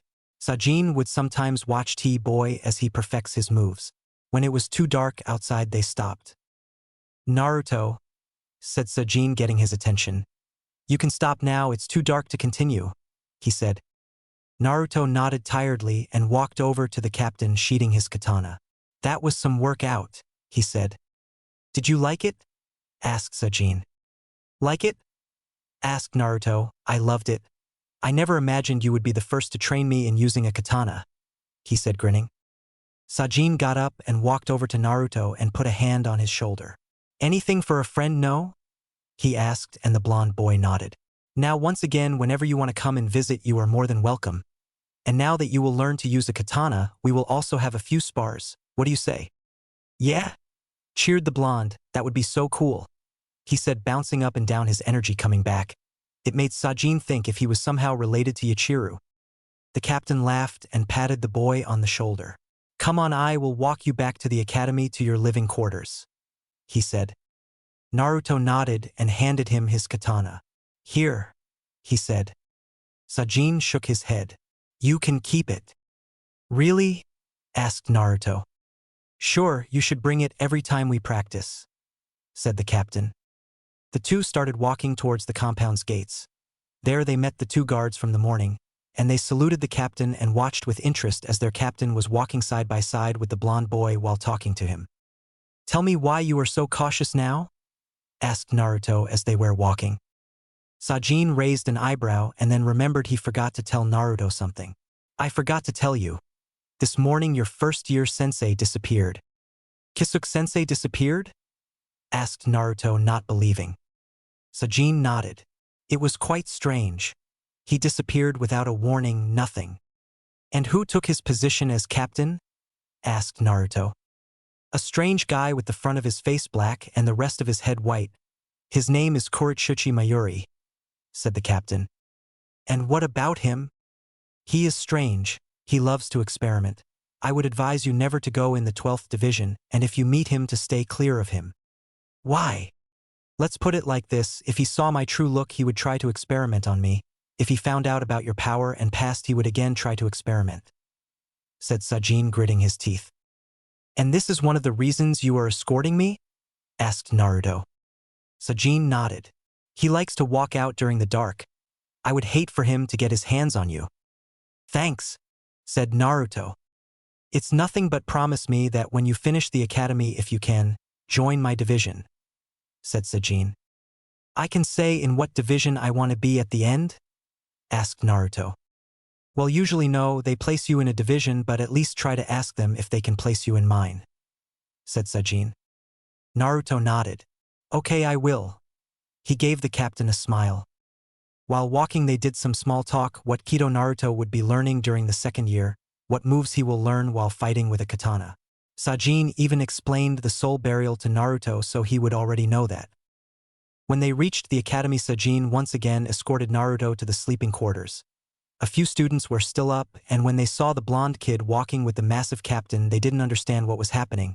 At first they thought he did something bad, but then they saw that Naruto was carrying a standard katana, and that the captain was talking casually to Naruto and the blonde boy was talking to the captain like a friend or a close person. When they reached the blonde boy's room, he knocked at the door and entered. Sajin stood in front of the door. "Well, Naruto, I bid you farewell," said Sajin. Naruto nodded. "I will see you tomorrow." "Of course," said Sajin, shaking Naruto's hand. He then turned to leave and Naruto closed the door. When he turned around, he saw the shocked looks Rukia and Renji were giving him. "What?" asked Naruto, not understanding. But they didn't answer. They were too shocked to see that someone was talking to a captain like a friend, dropping all kind of formalities. 3 months later. 3 months have passed since Naruto, Rukia and Renji graduated from the first year. During the 3 months, Naruto learned one more offensive and defensive Kido and started mastering the art of fighting with a sword. Obito was impressed to see that Naruto already knew the basics of maneuvering a katana. He wondered where he learned that. The students were amazed to see that someone was mastering the basics of sword wielding that fast. Of course, no one knew that Sajin was giving him lessons after the academy. In 3 months, little of the real news about Captain Urahara Kisuke's disappearance was heard. He had been exiled for doing some things that the seats didn't approve. He had to face exile or execution, and he chose to be exiled. There was nothing else Kisuke could do. Naruto didn't understand what his former sensei had done to be banished. After all, it couldn't have been that bad. Could it? Naruto had talked one more time with Kyuubi and the new soul. He tried to find out their names, but he wouldn't hear them, and they wouldn't give him the test for his Zampakutos. Naruto somehow understood why. They didn't want the boy to attract too much attention on him. So Naruto had to wait till the end of the 4th year to get the test from his 2 tenants, or so he considered them. Naruto used to spend some of his time fighting with Renji with wooden sticks designed to resemble katanas. Sometimes Izuru would come and they would have spars and decide winners.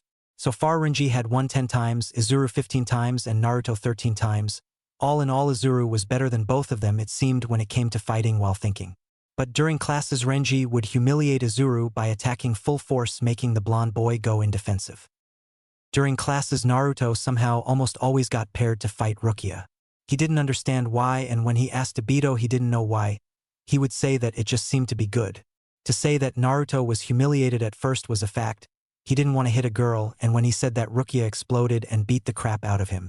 After that, Naruto learned never to underestimate a girl and started fighting Rukia as an equal, much to her pleasure. Naruto learned how the kanso is done. Obito had explained in detail and even took them on a field trip to show them how it's done by doing the kanso on a spirit. He even showed them what happens to a spirit that had committed crimes in his life. The sight wasn't good, and the spirit had been dragged into hell. Naruto hoped that Haku didn't kill out of pleasure because he didn't want to send her in hell. Actually, he found out that it isn't up to the Shinigami where the spirit goes. Things were going well overall. Naruto was enjoying his life as a Shinigami in training, and he enjoyed the company of his new friend and his family. But one thing was sure, he never forgot what he was planning. He never forgot Haku. He would always think about Haku before falling asleep. He really wanted to meet Haku again soon and be with her. He realized after thinking serious for an entire year that he developed some feelings for the girl. He now wanted to know what she thought about him. Konoha. Warning. I'm summing the events. Don't like it, deal with it. I'm doing this because I don't want to write more than the important here. 6 months have passed in Konoha. 6 painful months for Kakashi, Sandaime, and Haku. They just couldn't forget the boy. They couldn't and would never forget him. At a certain point, people thought that Kakashi would get all emotional, but he remained the same old Kakashi, only spending more time in front of the memorial stone. Haku now managed to fall asleep at nights without crying herself to sleep, but again she never forgot. She was asked by people to go out with them during those 6 months. Since she had changed her wardrobe wearing ninja gear, only guys noticed her more and more. She declined all attempts to her heart as she swore not to be with anyone except the blonde boy that had taken her heart with him in heavens. After thinking a lot, Kakashi finally nominated Team 7 for the Chunin exams.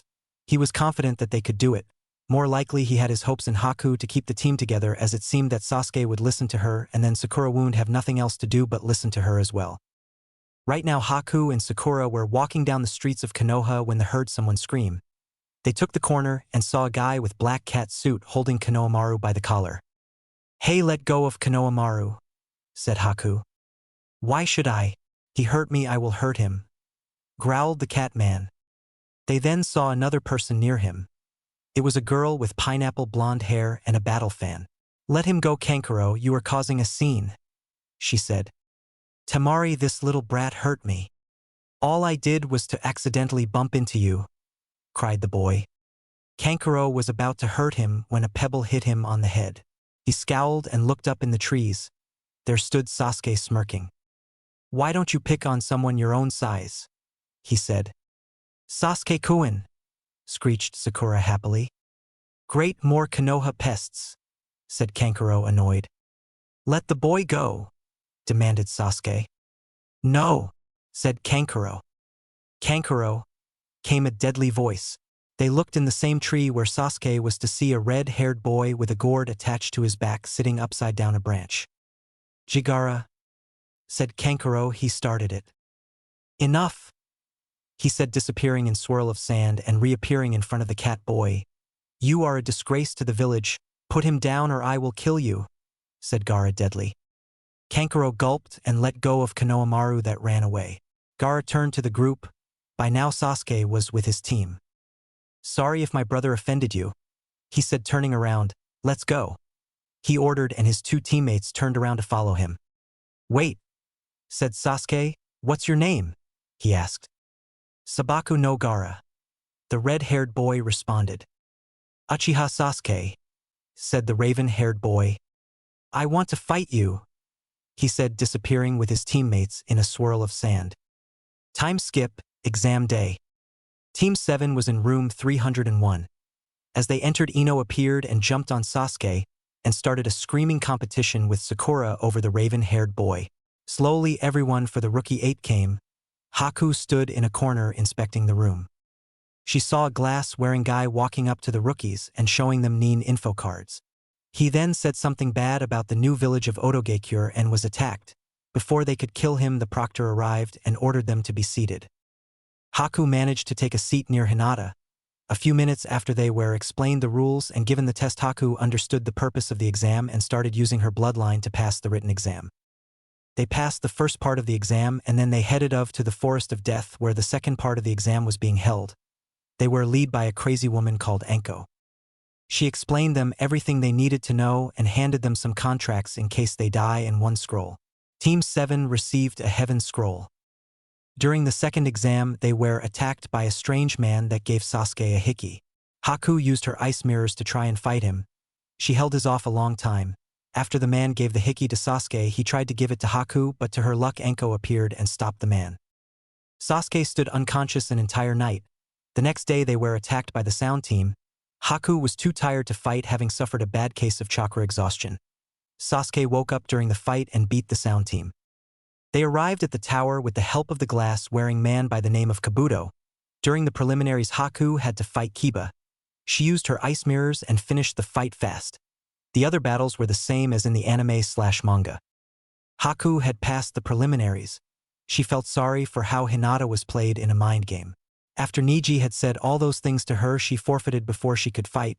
Haku had to face Niji in the third exam as the first fight. She was now in the hospital looking for Kakashi. She spotted the silver-haired Jounin reading his book. Hello, Kakashi-sensei, said Haku. Said man turned to look at her. Oh, hi, Haku, he said, smiling at her. Kakashi-sensei, could you show me some things for the third part of the exam? Asked Haku.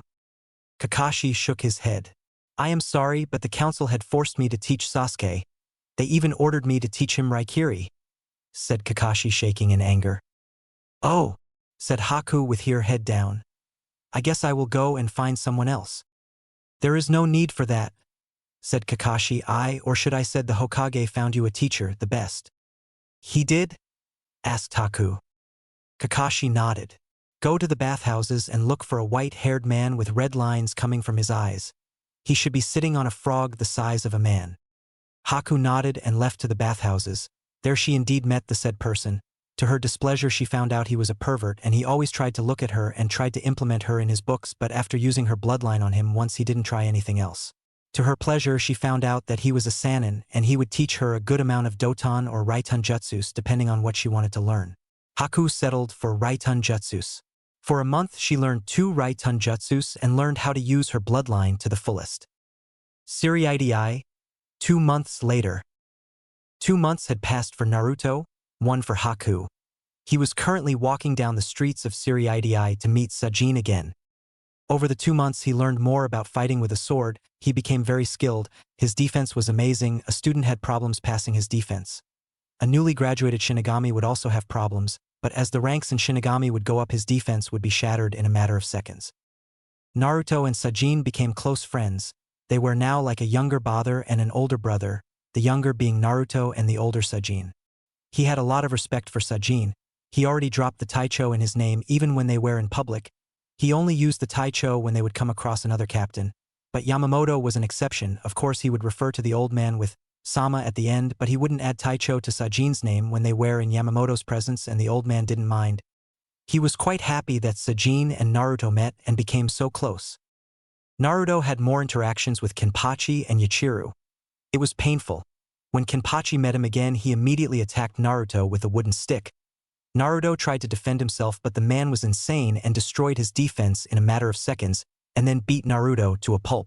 Yachiru continued calling him Spiky and to annoy him. She enjoyed having fun with Naruto, but the boy was always twitching violently when she started pulling his hair or dragging him around. Naruto was broken out of his thoughts when he saw Sajin running up to him, it seemed. "Hey Sajin!" yelled Naruto, waving. "Naruto?" asked the captain. "What are you doing here?" he asked. "I was coming to see you." "Oh yeah, listen, we can't, I was called to a urgent meeting," said Sajin. Naruto had sparkles in his eyes. "Can I come?" he asked. "No, Naruto, this is not for you to hear," said Sajin. "But I want to come and see how things work," whined Naruto. "I promise I will be good and keep quiet." Sajin sighed. He nodded to Naruto and took him in his arms and shinpued away. He would explain to Yamamoto and the old man would understand. He always does. That is one more thing that Sajin respected about Yamamoto. As Sajin told Naruto not to speak unless spoken to, they entered a strange room. Everyone was there and all lined up. Yamamoto was at the end of the line. They all looked at Naruto questionably. "Is it all right if Naruto attends?" asked Sajin. "He won't tell anyone what he heard here and he will not speak." Yamamoto pondered for a second and then nodded. "As long as he keeps quiet about this meeting." Both Naruto and Sajin nodded. Sajin took his place in the lines where he usually stands while Naruto was behind him looking around. There were many captains he didn't know. He heard Yamamoto speaking. "Now I have called you here because we have a problem," said Yamamoto. "It seems that a mortal has defiled the laws of human and spiritual balance." "How was that done?" asked a man with long silver hair. "We don't know. All we know is that the Yondame Hokage of Konoha, the Nidame Hokage of Konoha, and his brother, the Shodame of Konoha spirits, have disappeared and re-entered their bodies or temporal bodies," said the old man.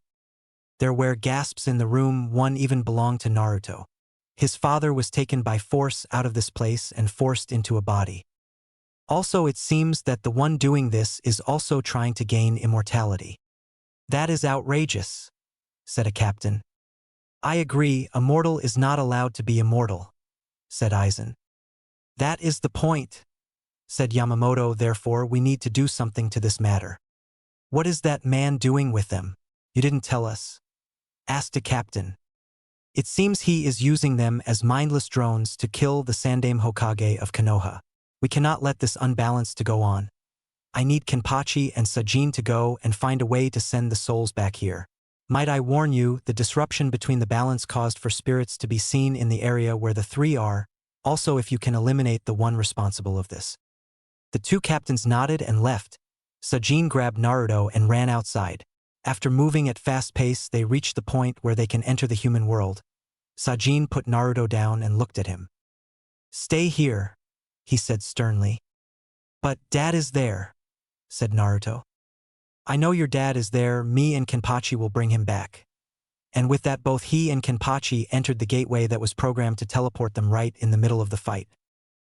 Naruto saw the gateway closing. He couldn't just sit there. and he didn't know what to do, so before he could think straight he ran right through the gateway, ignoring the guards that told him to stop. They tried to go after him, but it was too late. The gateway closed. Konoha! Warning! Summing again. Haku was staring at Gaara, the red-haired boy with a gourd strapped to his back.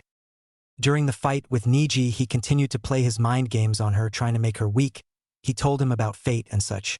Haku nearly lost it when Niji said that she never lost anyone. The girl yelled at him, telling him about his mother and about Naruto. But the boy didn't care, continuing his talk about fate. Haku managed to beat him with her ice mirrors and 2 Raitun jutsus that the Sannin had taught her. After that there were 2 more matches. Dosu had been disqualified because he was found dead. Kankuro forfeited. Temari won her battle with Shikamaru, and when Sasuke fought with Gaara, he used Chidori on the red-haired boy. The result wasn't good. The boy started to change, but before he could there was an explosion. People were put under Genjutsu and Orochimaru attacked the Hokage. A barrier was created holding everyone outside. Haku was sent to stop Gaara. Right after Sasuke was sent, Shikamaru and Sakura tagged along. After running a little, Shikamaru stopped to delay a group of shinobi. He was later saved by his sensei Asuma. They met Kankuro, who was attacked by Shino. When the girls reached Sasuke, Gaara pinned Sakura to the tree with his sand, trying to constrict her. Haku knew she had to save the girl. She was lucky that she had her ice mirrors. She managed to hold Gaara long, but when he released Shikaku, she couldn't do anything. Luckily for her, Jiraiya appeared on top of Gamabunta. He woke up Gaara by giving him a punch. Haku found out the boy's reason to live and tried to convince him that it was a wrong reason. She told him about Naruto, everything, what he carried and how he was treated. Gaara was amazed that there was someone like his, but felt sad that he died. He also learned about precious people. Haku had told him what a precious person is and what benefits come to them. She didn't know if he would change because his siblings came and took him away, retreating back to Sunagakure. Haku remembered about the Sandame and told Jiraiya. The man took Haku and dashed away towards the stadium. A few minutes before Jiraiya defeated Shikaku. Sarutobi was amazed and speechless. He was also angry. He was angry that he couldn't stop the 4th coffin from rising. He was angry that Orochimaru, his old student, had brought the other 3 Hokages to fight against him. He was then speechless when 2 men appeared near him, one with a strange helmet and one with spiky hair and bells attached to it. He, like Orochimaru, was amazed when they introduced themselves as Shinigami. Kenpachi looked at the Hokages and then at Orochimaru. "You are the one that did this, I suppose?" he stated, more than asked. Orochimaru had a sick smile on his face. "Yes, I brought the Hokages to fight. You have created a disturbance between the spirit and human world," said Sajin. "You are to be executed and the spirits returned to where they belong," said Kenpachi, drawing his Zampakuto out. The same thing did Sajin. Orochimaru smirked. "There are 4 against 3, what can you do?" he asked, "Shinigami or not. You won't win." Just then there was a flash of light and a blond boy with white robes similar to a Shinigami's appeared. The Shinigami's eyes and Sarutobi's widened. "Naruto," yelled Sajin. "I told you not to follow me. This is nothing you can handle." "Naruto?" asked Sarutobi, not believing. Naruto gave the old man a grin. "Hey, old man. How come you're alive?" he asked. "I'm not," said Naruto sadly. "I am a Shinigami in training," he said, making Sarutobi's eyes widen. Naruto then saw his father. "Hey, Dad!" he yelled. The man didn't answer. "Dad?" he asked again. Orochimaru laughed. "He can't hurt you, he is under my control." "Let him go," demanded Naruto. "Why should I?" asked Orochimaru. "But then again, if you are his son, then he will kill you." And with that, the Hokages attacked with Orochimaru. Nidame attacked Kenpachi. Shodame attacked Sajin. Orochimaru attacked Sarutobi, and Yandame attacked Naruto, to the boy's horror. Naruto was dodging punches and kicks. He took a glance at the other 2 Shinigami and saw that the Hokages had managed to bring out their Zampakuto. He didn't know how they did it, but they were holding them. "Kenpachi!" yelled Sajin. "I know. They brought their Zampakutos out. How did they do it?" he asked. "I have no idea. This is too dangerous. Go full force and try to drag their souls out of those bodies," ordered Sajin.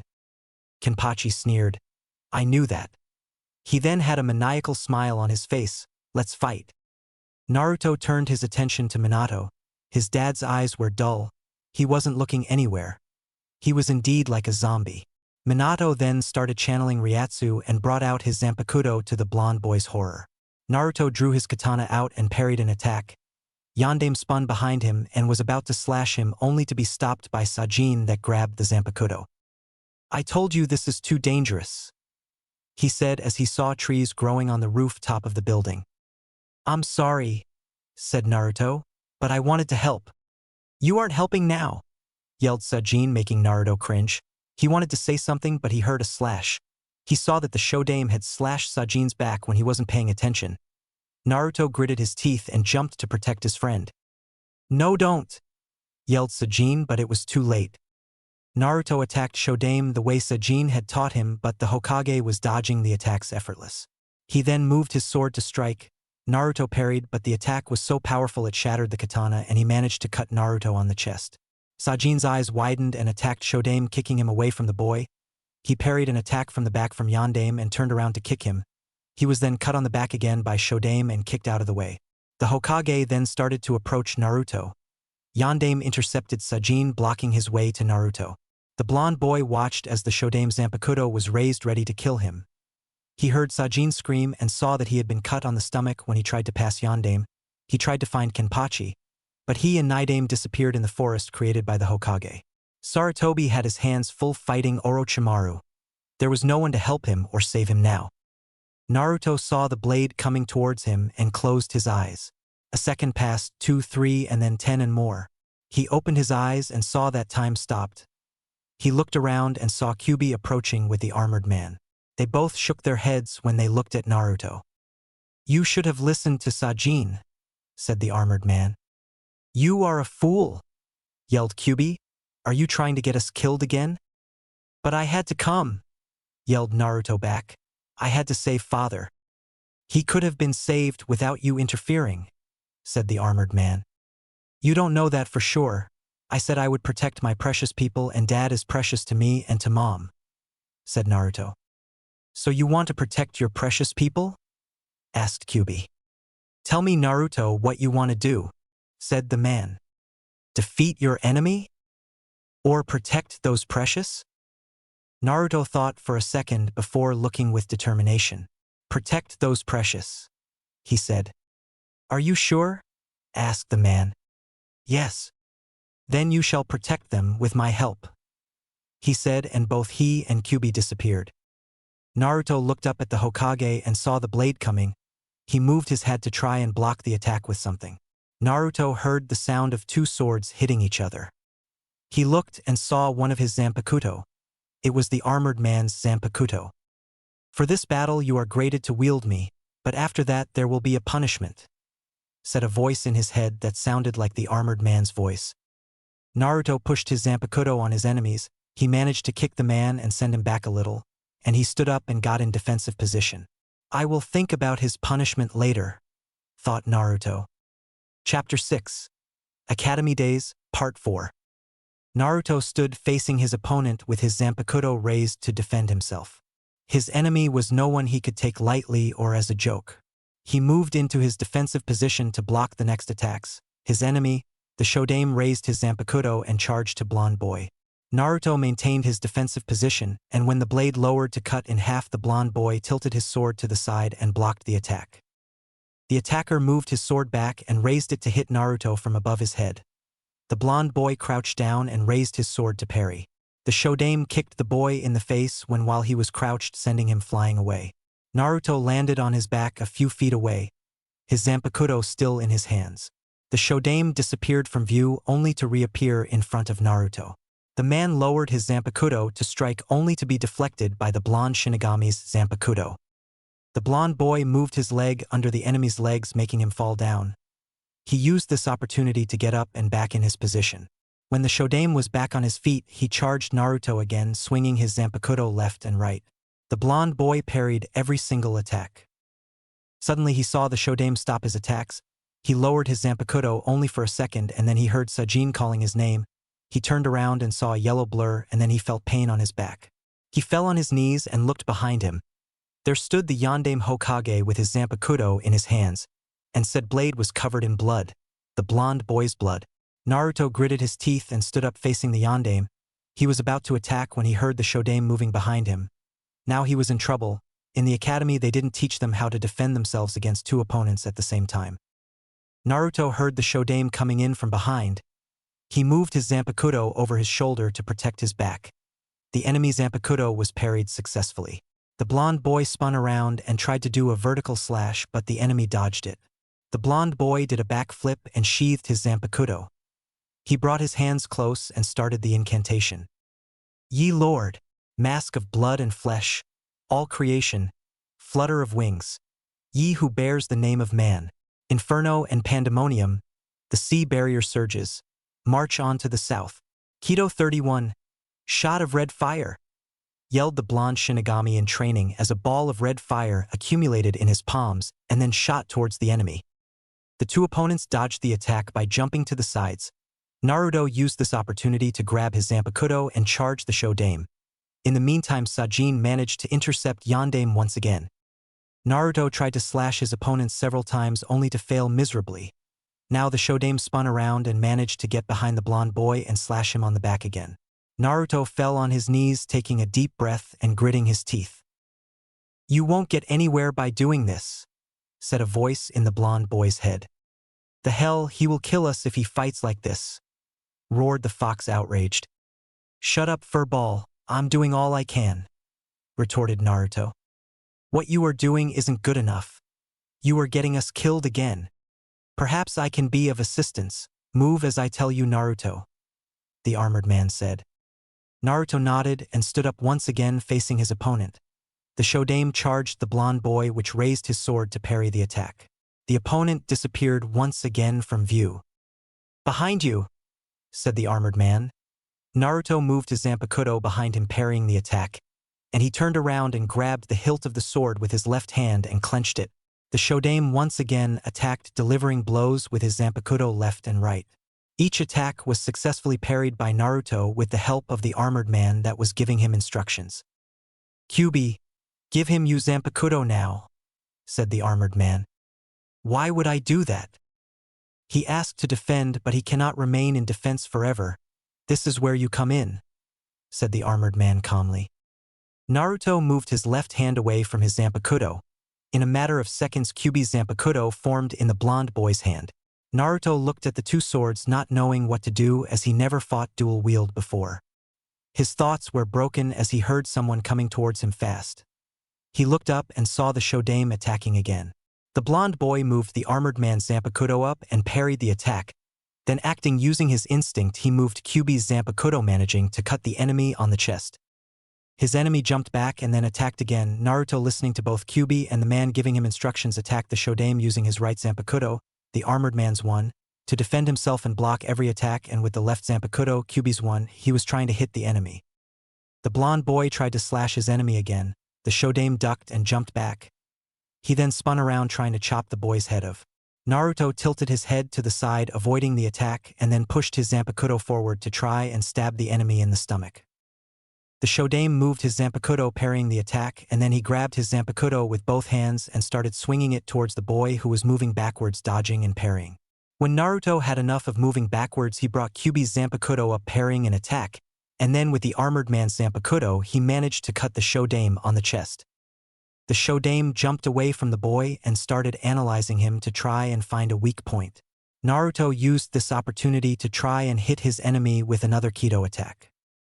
White lightning, he called out as he pointed towards the shodaime, and a bolt of lighting shot out. The enemy jumped away, avoiding the attack. Once again, the blonde boy used this to his advantage. He charged the enemy while he was still in air and tried to slash him with Kyuubi's Zampakuto. What he didn't expect to happen was for the shodaime to disappear once again from view, only to reappear behind Naruto and stab him in the back. Naruto let out a cry of pain as he collapsed on the ground and his Zampakutos disappeared. The blonde boy was now unconscious. The 7th Division's captain heard the cry and looked over to Naruto, his eyes narrowing. A few moments ago, the blonde boy was keeping up with his enemy, and now he was on the ground unconscious, and the enemy was approaching to deliver the killing blow. Sajin kicked the yondaime away and charged the shodaime. He managed to reach the boy in time, blocking the attack. He pushed his Zampakuto against the Shodame's, forcing him to lose balance. He then jumped in the air and cut the body of the Shodame in two. The two parts of the body fell on the ground and the Shodame's spirit appeared over it. "What the hell?" he asked. "What happened?" "Don't you remember?" asked the massive man. The Shodame shook his head. "No, watch out!" he yelled as he saw the Yondaime coming in from the behind, trying to kill the captain. Sajin saw the blond man with the corner of his eyes. He brought his Zampakuto behind him and parried the attack, and he then grabbed the Yondaime's arm and threw him over his shoulder and decapitated him. Again, like the Shodame, the blond man's spirit came out looking like he didn't remember anything. A few seconds later, Kenpachi came out of the trees with Nidaime behind him. "Naruto!" yelled Minato as he saw his boy on the ground in a pool of blood. "Kenpachi, terminate the snake. I will take the boy back to Soul Society," said Sajin, picking up Naruto. Kenpachi was looking for Orochimaru. "I'm going to make a new snake skin bag," he said as he ran towards Sarutobi and Orochimaru. The fox man opened the way to Suriitii and walked through, followed by the three Hokages. Scene change. Naruto was in his mindscape facing the two souls.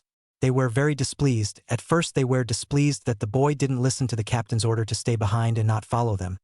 They were also displeased because Naruto had failed to defend himself or slay his opponent. He had given his enemy an opening behind him. The blond boy was looking around, trying to avoid the gaze. No, the glare the two souls were directing to him. He could hear Kyuubi growling in annoyance, and he could hear a sigh from the armor man. "All right, Naruto," said the armored man, "it's time for your punishment." "Nanny?" yelled Naruto. "You first failed to listen to your superior's order, and then you failed to defeat your enemy and defend yourself," growled Kyuubi. "But I had to try and save father," complained Naruto. "Try or not, he was in capable hands. You just made the situation direr when you entered the battlefield." The armored man scowled. "Yeah, but—" "No," said the man clearly. "A man must never go into battle unprepared. That means you cannot go and fight someone more powerful than you without proper training and without a Zampakuto," roared Kyuubi. "But I did have a Zampakuto and decent training." "You had basic training, and you had the Zampakuto because we will not stand here and let you die taking me away with you for the second time," boomed the massive fox. The armored man nodded. "There is no way in trying to find an apology or anything like that because it won't work. The only thing that will work is a punishment. Therefore," said the armored man, closing his eyes and then opening them again. When the armored man opened his eyes, he was holding both his and Kyuubi's Zampakutos. He threw them in the air and they scattered in the forest in two directions. The man looked at the blond boy. "Now this is your punishment," the man said. Said Naruto, scratching the back of his head. "What am I supposed to do?" he asked. "You will need to find the two Zampakuto to wake up. Easy. While Kyuubi chases you and beats you on the way." "What?" Kyuubi grinned. "I'm going to love this." "Kyuubi will be as tall as a dog," said the man, making the fox growl at the dog part. "He will begin from here beside me and you from there, in front of us." "Wait, don't I get a saying in this?" asked Naruto, afraid. The man looked at Naruto. "No," he put it bluntly, "begin." With that, Kyuubi became smaller and dashed towards Naruto to capture him. The blond boy narrowed his eyes and jumped away, avoiding one of Kyuubi's claws. He dashed away, disappearing behind some bushes. Kyuubi laughed and started running after the boy. The armored man shook his head and started walking casually after the two. The blond boy was running like his life depended on it. In fact, he didn't know for sure if his life really did depend on it. All he knew was that there was a nine-tailed fox on his trail trying to claw his and chew him like he was some sort of toy. On the other hand, Kyuubi was having fun chasing the boy as punishment. He couldn't have thought of a better way to punish him. "Can't we talk this over?" asked Naruto desperately. "No, find the Zampakutos or feel my claws," said the fox, grinning manically. Naruto now didn't have any choice whatsoever. He had to find the Zampakutos before Kyuubi got his claws on him. He shivered thinking of what the fox would do to him. He remembered that back when he was still alive the fox threatened to eat him. remembering that didn't prove to be the best of best because it only made him shiver more at the thought of Kyubi managing to capture him. The blonde boy heard Kyubi closing in on him and started running faster and faster till he tripped over something. He fell flat on his face and looked behind him to see the object of his fall. His eyes rested on one of the Zampakutos, the armored man's Zampakuto to be more precise. Suddenly the boy heard something jump out of the bushes. He looked up to the sky and saw Kyubi falling from the sky towards him. "Here I come!" yelled Kyubi happily. Naruto's eyes widened. Moving fast, he grabbed the Zampakuto by the hilt and raised it above his head to parry Kyubi's claws. The blonde boy closed his eyes and felt something heavy land on the blade. He opened his eyes and saw that he managed to move the Zampakuto to parry the claws. He could hear Kyubi scowling and saying something about being unfair that the boy found one of the swords so fast. Kyubi shook his head and moved his tails, grabbing the boy. He started spinning him around and then he let him go, making him fly towards a nearby tree. The blonde boy hit the tree full on. He fell on the ground and started massaging his face. "What the hell was that for?" he asked, glaring at Kyubi. Said Fox just shrugged. "You still have one more Zampakuto to find." Naruto gulped and jumped on his feet. He started running through the forest again with Kyubi behind him. The chase lasted for several hours. To say that Kyubi had fun was an understanding. The fox managed to claw the blonde boy several times. Other times the blonde boy managed to defend himself with the Zampakuto, and then there were the times when the blonde boy managed to trip on several rocks. In the end, much to Kyubi's displeasure, the boy found the second Zampakuto. Now the blonde boy was standing in front of his two souls once again. The Zampakutos returned to the two. The man was staring at Naruto thinking while the fox was looking pretty bored. Finally, the man spoke. "All right, you did well for now," he said, making Naruto sigh in relief. "But I never did say that you are done." "What do you mean?" "Your punishment isn't over." Naruto's eyes widened. "What?" he asked. "All right, now I want you to do 500 push-ups with Kyubi on your back, 500 sit-ups, and we will think about some more later." Naruto started shivering while Kyubi had a grin plastered on his face. 4th Division Barracks. A blonde boy was lying on one of the beds in the 4th Division's treatment room. Said boy had been wounded during the battle with Shodame in Konoha. The blonde boy had disobeyed his superior's command to stay behind and not get involved, thus leading to his current status. The blonde boy was none other than Uzumaki Naruto. Naruto was lucky for being unconscious, in a way at least. He didn't hear his father's scowls and his mother's yells when they had visited him. But if he was awake, he would have heard what was waiting for him when he would get home. Another thing he didn't hear was that his parents, despite the fact that they were mad about what he did, were also proud that he wanted to help with such a matter. Also, he would have heard how worried they were. Another person that visited him, or more, were his roommates Rukia and Renji that heard of what happened. They heard from Obito, who felt it was right for the blonde boy's friends to know. But other than them, no one else from the academy knew, and no one else except for high-ranking Shinigamis. If Naruto was awake when the two had visited him, he would have heard both of them saying he was a baka, to not listen to a captain's order. The truth is that the two were happy that Naruto got out safe, but at first they were concerned when they heard what happened. Sajin, the captain of the 7th Division, had also visited. His visit was long and silent, and he didn't speak either because he didn't want to, or that he didn't feel like he wanted to speak. Another reason was that he didn't know what to say. He already told Naruto that he was a fool for not listening to him. He had told him to stay behind. He was worried for his well-being. The blonde boy had become a close person to him, and he would have hated to see him die. Right now, like all the other days in the week that had passed, the 7th Division's captain was in the seat next to Naruto's bed. In the same room stood Kenpachi as well, who had his eyes closed thinking about who knows what. And there was also someone else there lying in a bed next to Naruto's. The three people in the room were talking amongst each other. "How long do you think he will remain unconscious?" asked the man in the room. Kenpachi shrugged. "He has been out for a week, maybe a few more?" The man sighed. "I remember when he was brought into the hospital back in Konoha all bruised up." He paused for a second. Even when he had dire wounds, he still didn't stay out more than 3 days. "Strong kid, if you ask me," Kenpachi said, indifferent. "It is more than that. He had something inside of him. If you were talking about the fox we all know, well, those that are close to the boy, he told us," said Kenpachi.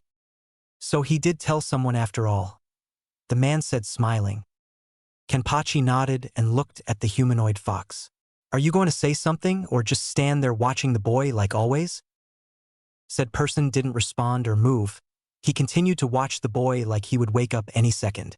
In fact, he hoped that Naruto wouldn't stay out for too much because he already lost a week from the academy and it was becoming harder and harder to lie to the students about what happened. Yamamoto had told everyone that Naruto was taken by the 7th Division's captain and the boy's father outside of Soul Society to look for something of interest. It was a good lie, especially when they said that it was from the boy's home village. Everyone knew that Naruto still remembered his life before death, so they bought the story. Kenpachi frowned. He should wake up. Yamamoto-sama wants to give him his punishment already. You can't rush it, the man said. Tell me, why were you sad of dying? Asked the spiky-haired captain.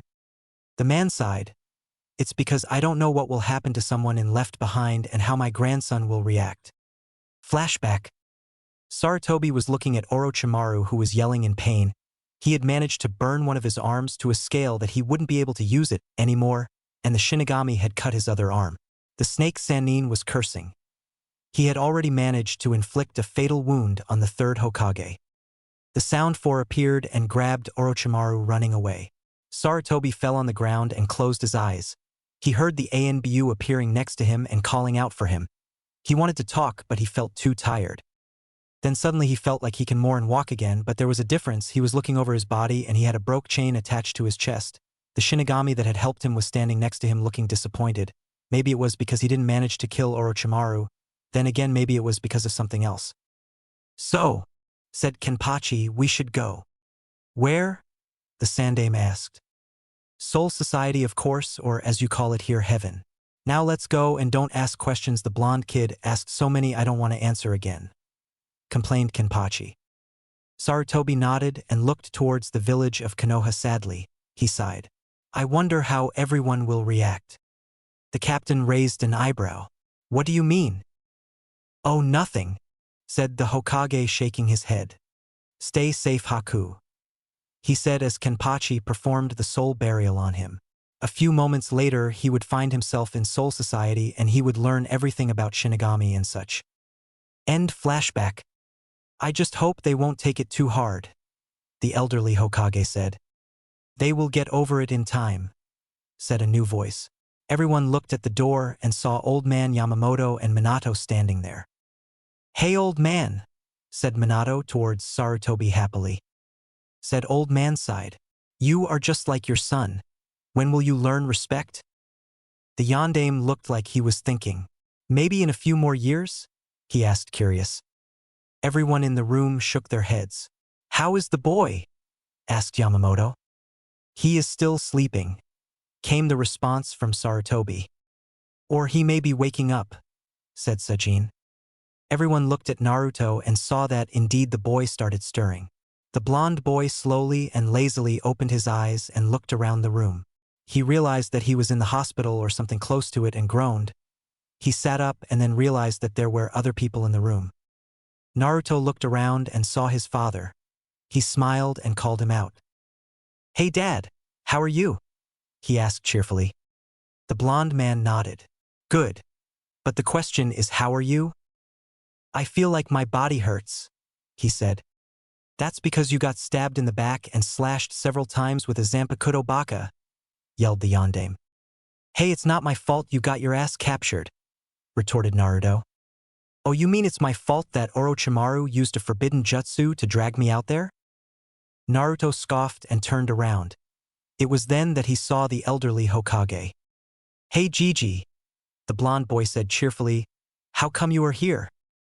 Orochimaru managed to kill me by poisoning me with the grass cutter, said Sarutobi. Oh, responded the blonde boy sadly. Amaji-san? Yes, Naruto, the old man said. Do you know how Haku-chan is? Asked Naruto.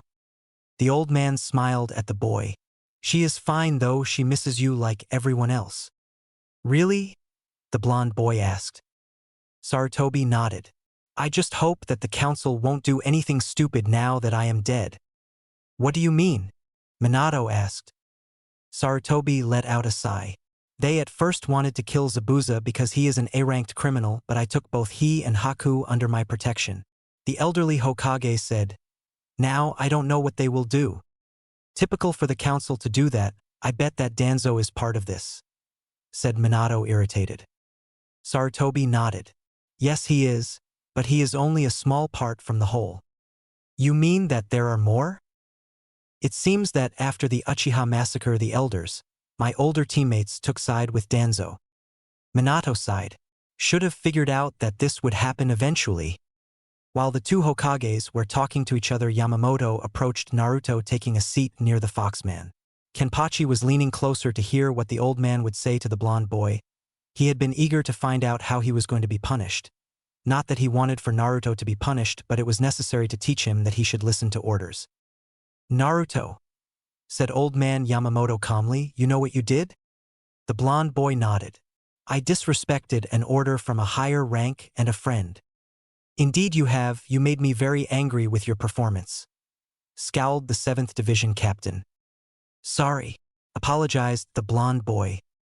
I know you are sorry, Naruto, but you do know what your actions brought, do you? Yamamoto asked. Naruto pondered for a second. Well, apart from the fact that I was punished by my Zampakuto souls, I guess I have another punishment coming for me? Yamamoto and the two captains blinked. Wait, you mean that your Zampakuto souls punished you? Asked Sajin. Naruto nodded. They didn't like the fact that I disobeyed you and almost got myself killed. Anyway, said Yamamoto, there is a punishment for what you did. Is it bad? Well, you decide. Since you aren't a fully fledged Shinigami yet, and you have great potential, we cannot kick you out of the academy. Naruto sighed in relief when he heard that, but we need to give you a punishment. Therefore, for the next half a year, you will scrub the toilets in the academy and run errands for Kenpachi and Sajin here, said Yamamoto. Naruto cringed for a couple of reasons. First of all, he will scrub toilets, all that filth and so on. And second, he will have to see Kenpachi on a regular basis. That means that he will end up in the hospital on a regular basis. I am sorry, but even this is too little, but we cannot think of anything else, said Yamamoto. I hope you will learn your lesson, even though I know you already learned it. Naruto nodded. I think I understand. Good. Now get some rest because you are going back to the academy tomorrow. Naruto nodded and lay back on the bed, looking at the ceiling and thinking of what will happen tomorrow. Next day. Today was not Naruto's day, not at all. Things were going from bad to worse. When he arrived in the classroom, everyone asked where he was, so he had to lie. And then when Obito came, he started scowling him, even though the class didn't understand why. Secondly, the Uchiha gave them an unannounced test just to spice the day a little. Naruto was starting to get really annoyed with Obito. Sensei, called Naruto as he ran up to his sensei after class. Yes, Naruto? Asked the sensei, turning around. Why did you give us the test? Was it because of me? He asked. Obito grinned. Well, I figured that scowling you won't be enough, so yeah. It was because of you. Naruto gritted his teeth. Oh, come on. I said I wouldn't do it again. He yelled, annoyed. That I know, but this is punishment that your mother demanded, he said. My mom? Asked the blonde, confused. Well, you see, she was so worried. She didn't know how to punish you, but she figured that a surprise test would be good, so she asked me. He explained happily. Naruto's sweat dropped at his sensei. And you are happy because of that? Well, yes, he responded. I also wanted to punish you in a way, and I found that giving you a test would be just fit. Great. You know, I had to do this. It was a way to teach you that you don't need to rush into stuff. How do you think I died? He asked. Naruto scratched the back of his head. Rushing into the action? Good. Now you know, and you also know what not to do, said Obito as he turned around and left. After that, things became worse when Kenpachi showed up and beat Naruto, who didn't stand a chance in defending himself. But why he had shown up in the first place, to deliver the scrub Naruto had forgotten to take. So with that, Kenpachi dragged him to the first toilet in the academy and threw him in, telling him that he will not come out till the toilet shinned. Kenpachi Taishu, whined Naruto. No, said Kenpachi, looking at the ceiling. Oh, come on, I don't feel so good, said Naruto, who indeed was turning green after 2 hours of scrubbing.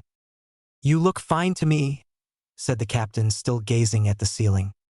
But you didn't even look at me, yelled Naruto. Want another round of fighting? Asked Kenpachi, whose eyes were shining at the thought. The blonde boy's sweat dropped. No, I think I'll stick to scrubbing the toilets, he said, doubling his scrubbing speed, and Kenpachi frowned that the boy didn't want to go a second round. A few hours later, Naruto didn't look good at all. He was looking really green. Kenpachi knew why. No one liked to scrub toilets. It was anyone's worst nightmare. But this was his punishment, and he couldn't do anything against it. But after he finished his work, the spiky-haired man dragged Naruto outside, where his second part of torture for the day awaited. Upon arriving outside, they were greeted by none other than Yachiru, who started scowling Naruto in a cute way and then pulling his hair like she always does. This resulted in the loss of the blonde's hair. The girl had pulled his hair so hard that she managed to actually rip more than a few pieces of hair out. Now the blonde boy was forced to wear a cap to hide the fact that he was missing hair. Despite all that, the day ended a little better. The last person he had to see for his punishment was Sajin. Said man was supposed to give him errands to do. The fox man gave him instructions to run around the compound delivering messages and telling people about this and that. It wasn't all that bad, but it was a bit tiring since Sajin had told him that he needed to work fast. Once he came back from delivering a message, he would have to deliver a new one. Another thing Naruto was told to do was to scrub the floor in the 7th Division's barracks. Naruto, of course, didn't finish. Heck, he didn't even did half of the place, only about 5% or so. The place was big, really big, and one boy couldn't do anything like that. After all that, Naruto was now heading back to the academy to either get some rest or do his unfinished homework. You there, said someone. Naruto turned around and saw himself facing a captain. A woman, to be exact. She had black eyes and matching black hair. She looked like a cold person, even acted like one. Who are you and what are you doing here late at night? She demanded. Naruto bowed. Uzumaki Naruto, second-year academy student. I was a Sajin Taishu running errands. The woman raised an eyebrow. So you are the boy that got himself in that mess? Yeah.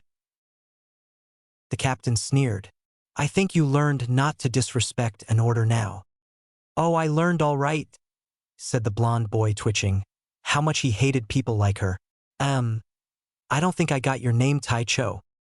That's because I never told it to you, she said. Yes, I know that, mocked Naruto. The woman was taken a little by surprise that a mere academy student had the guts to stand up. She grinned. My name is Soifin, captain of the 2nd Division.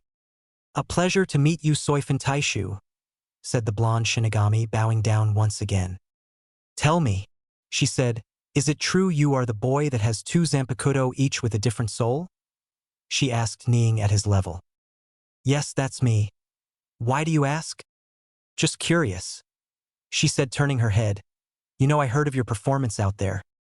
Naruto raised an eyebrow. My performance? Yes. I heard that a second-year student fought with a third seat and managed to even hit him, Soifin responded. The blonde boy scratched the back of his head sheepishly. Well, it wasn't that hard. That hard? Do you know you faced a third seat? Third seat? Yes, Shodame is the 3rd in the 1st Division, Yondame is the 4th in the 2nd Division, and Nidame is the 4th in the 1st Division, explained Soifin. Now the boy understood. I guess it was luck? The woman shook her head. Doubt that. I can feel you are strong. Well, I don't know. I mean, my Zampakutos did help me. Soifin nodded. Figures, after all, you had little skill on your own. Hey! Shouted Naruto, don't underestimate me. I was a great ninja when I was alive. I never heard of you being so great, she said.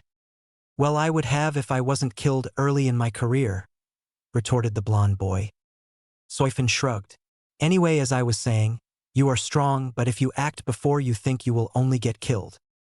Yeah, I figured that out the hard way, said Naruto, scratching his head.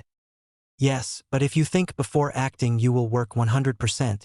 You will be unstoppable. Hey, you're right, said the blonde boy cheerfully. I know. Now you should go back to the academy before someone else sees you and does what I didn't do, she said sternly. And that would be? Asked Naruto. Make your punishment worse than it is. Naruto gulped. Right, thank you Soifin Taishu, said the boy bowing and running away.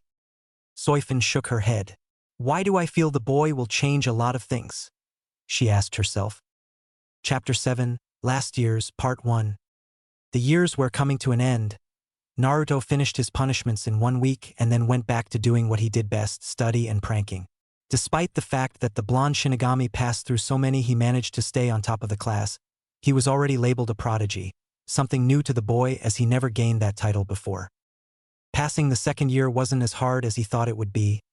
He had to fight with standard katanas against an opponent that the teacher would call, and then he would have to display his Kido techniques. The blonde boy became the defensive Shinigami. Obito was impressed on how the boy evolved. If he were to stay in defensive, nothing would break through. So far only Shinigami from the 10th seed up would break through his defense, but only after some time. The ones from 5th seed up would break faster. The only one that broke through the blonde's defense with just one hit was none other than Kenpachi. After the fighting display, most people would have thought that Naruto would give up on trying creating the prefect defense. You see, after the little incident, the blonde realized that he was meant to defend people precious to him and not go into battle without being sure that he could not defend anyone. He vowed that he would create the perfect defense, one that not even Kenpachi would break. At first, his so-called great defense was shattered in a matter of seconds by almost anyone, but because of his vow, he continued to advance. Before the end of the second year, Naruto challenged Sajin to try and break his defense. The captain was surprised that the blonde boy asked something like that, but saw this as an opportunity to see how Naruto had evolved in time. Of course, the battle was kept secret. Only those from the 7th division knew of the battle and attended. They were impressed of what happened. Heck, they were shocked. Flashback. Naruto stood facing Kamimura, analyzing him. He had been allowed to call forth his Zampakuto. The blonde boy called only one out of the two, the one with which he defends himself. The blonde boy assumed a simple defensive position, one that had many gaps and openings. This surprised everyone. Why would he choose such a weak defense, they thought amongst themselves. Sajin stood watching Naruto as he was waiting for the attack to come. The captain unsheathed his Zampakuto and started spinning it in his hand. Are you sure you want to fight like that? He asked. The blonde boy stood silent, his eyes full of determination. He didn't say anything. He just gave a small nod while watching the captain in front of him. You know that what you choose is a weak defense, continued Sajin, trying to see where the blonde was going. There is no such thing as a weak defense, responded the blonde, bringing his Zampakuto above his head and holding the edge of the blade with 2 fingers. Let's see if you are right, responded the fox captain as he charged forward. The timer started. Sajin moved his Zampakuto to strike from above. Naruto moved his right foot to the left, tilted his Zampakuto a little to the side, blocking the attack. The 7th Division's captain brought his Zampakuto back and moved it to the left. The blonde boy let go of the blade and grabbed the hilt with his right hand and brought the blade down to his right side, blocking the attack. Sajin gave a nod, saying he was impressed. Good so far, time? He demanded. 10 seconds, Taicho, responded a Shinigami. The captain nodded and looked at Naruto. I shall end this, he said as he spun behind Naruto and moved his sword behind him and then moved it forward to stab the blonde in the back. Naruto tilted his head to the side and changed his defensive position. He moved the blade behind him, blocking the attack. He kicked Sajin in the stomach and sent him backwards. The blonde boy turned to face his opponent. He stood up straight. Then he bent down. His right leg was in front and his left leg behind him. He brought his sword near his stomach and waited. His defensive stance changed. Just by looking, it seemed like a flaw stance. It seemed to be more of an offensive stance. Kamimura raised an eyebrow. He shrugged and charged forward. He raised his Zampakuto. He turned the blade to the side and moved it to strike from the blonde's back. Naruto threw his Zampakuto in front, grabbing the hilt with his right hand. He moved it to his back and blocked the attack without moved his body at all, only his hands. Sajin was intrigued. He tried to move his leg to sweep the blonde's legs to make him fall. The blonde boy turned his Zampakuto 90 degrees, forcing the captain's Zampakuto to turn as well, and planted both Zampakuto in the ground right in front of the captain's leg, nearly hitting it. Everyone watched amazed at what the blonde did. They were even more amazed as the blonde boy didn't even move his eyes. He just seemed to feel what his opponent's next move would be. Time, said Sajin. 40 seconds, Taicho, came the response. Kamimura nodded and frowned. Last time he defeated the blonde boy in 30 seconds. Now he was having some trouble. The blonde boy didn't even seem to sweat, and last time he was panting. What happened next no one realized before it was too late. The blonde boy raised his left leg up behind him, kicking Kamimura in the head and making him fall down. Yes, the captain was taken by surprise and didn't react in time. The blonde boy moved his body facing Sajin in the same position. "The perfect defense?" he asked. Sajin grinned. "Not quite, I saw a flaw." With that he disappeared and reappeared at Naruto's left side right next to his leg. He moved the Zampakuto to strike from above once again. The blonde brought his Zampakuto in front of him again and turned the blade to face Sajin. He raised it above his head and blocked the attack. The captain spun in the air and moved his leg to kick the blonde in his back. Naruto let his body drop in the front and the captain flew above him. He landed in front of Naruto, and before the blonde boy could move his body back, he was kicked in the chin, being sent flying away and landing on his back. The Shinigami, keeping the time, paused the watch. He looked at the watch and then reported. "1 minute and 2 seconds. Taicho," he said. The captain shook his head. "I have to admit the stance was better than the last." The blonde boy got up on his feet and scowled. "But not perfect," he said as his Zampakuto disappeared. "Naruto, you don't have to beat yourself just because of that," responded the captain. "It was a good defense. It took me a minute to take you down." "But you still did," said Naruto as he started walking away. "Until I get the perfect defensive position, I won't stop." He finished as he left the 7th Division's training grounds, trying to find another position. Sajin shook his head. "I swear, that Nindo of him might kill him one day." "Taicho," said a Shinigami, "is it possible for him to get a perfect defensive position?" The captain looked at the sky. "Yes," he said, "I know he can." End flashback. It was a minute of fighting. He managed to keep the captain at bay for an entire minute, but that wasn't enough for Naruto. He wanted more. He wanted to make sure that he creates one that nobody can break it. That position was good because he could turn his blade and block any attack coming from any direction. But he moved too slowly. He didn't straighten his body fast enough. The news about the battle spread amongst the captains and their vice-captains. They were all impressed that Naruto had actually managed to keep his ground for a minute against the 7th Division's captain. But Kenpachi wasn't too impressed. He said that he will only be impressed when the blonde will be able to stand his ground against him for at least 10 minutes. Of course, what Kenpachi said had been heard by Naruto, and he made it his goal to train so hard as to stand those 10 minutes and impress the captain. Obito was the one that told Naruto, and he was also the one that dedicated most of his time to make sure that the blonde boy achieves what he wants. Naruto and Obito trained after the academy hours for a long time. They fought using academy katanas, and Naruto tried to perfect his stance. Even though he could stand up to Obito for more than 5 minutes, he couldn't stand up to a captain for more than a minute. He knew that for sure. Other than all this, both Naruto and Renji received news that they wanted to take with happiness, but deep inside they didn't take it too well. After they both found out that they passed the second exam, they wanted to tell Rukia the good news. Flashback. "Out of the way, Renji, I'm telling Rukia first," Naruto shouted as he and Renji ran down a hall at the Shinigami Academy at breakneck speed, nearly running down students on many an occasion. "No way, Naruto, I am," Renji shouted back. What they were wanting to tell Rukia is that they both just passed their second exam and were that much closer to becoming Shinigami. "Eat dirt, Renji," yelled the blonde as he put his hand on Renji's head and pushed him down, making him fall on the ground. "Hey!" yelled Renji as he got up. "You cheater." Naruto laughed as he ran. "All is fair in competitions," he responded, sticking out his tongue. A vein appeared on the red head as he got up and ran after Naruto, yelling for him. Naruto reached the end of the hall before Renji. He pushed open the door and shouted as loud as his lunges could take. "Rukia, we passed the exam," he yelled. Just then Renji appeared. "Yeah, and..." "Ha!" They both looked ahead. They saw Rukia, but also 2 Shinigami and 2 noble-looking people. Then the older nobleman spoke. "It seems our meeting has been interrupted. Oh well, we expect your answer within the week, Miss Rukia." They then began to leave. The younger of the nobles had an enormous spiritual pressure that made both Renji and Naruto avert their eyes. The younger of the nobles stopped near Naruto and looked at him. The blonde boy blinked and looked in the man's eyes. It was hard. He could feel that the man's eyes were pushing him down, that they were trying to defeat his will to stand. The blonde boy felt his legs starting to shake. "You're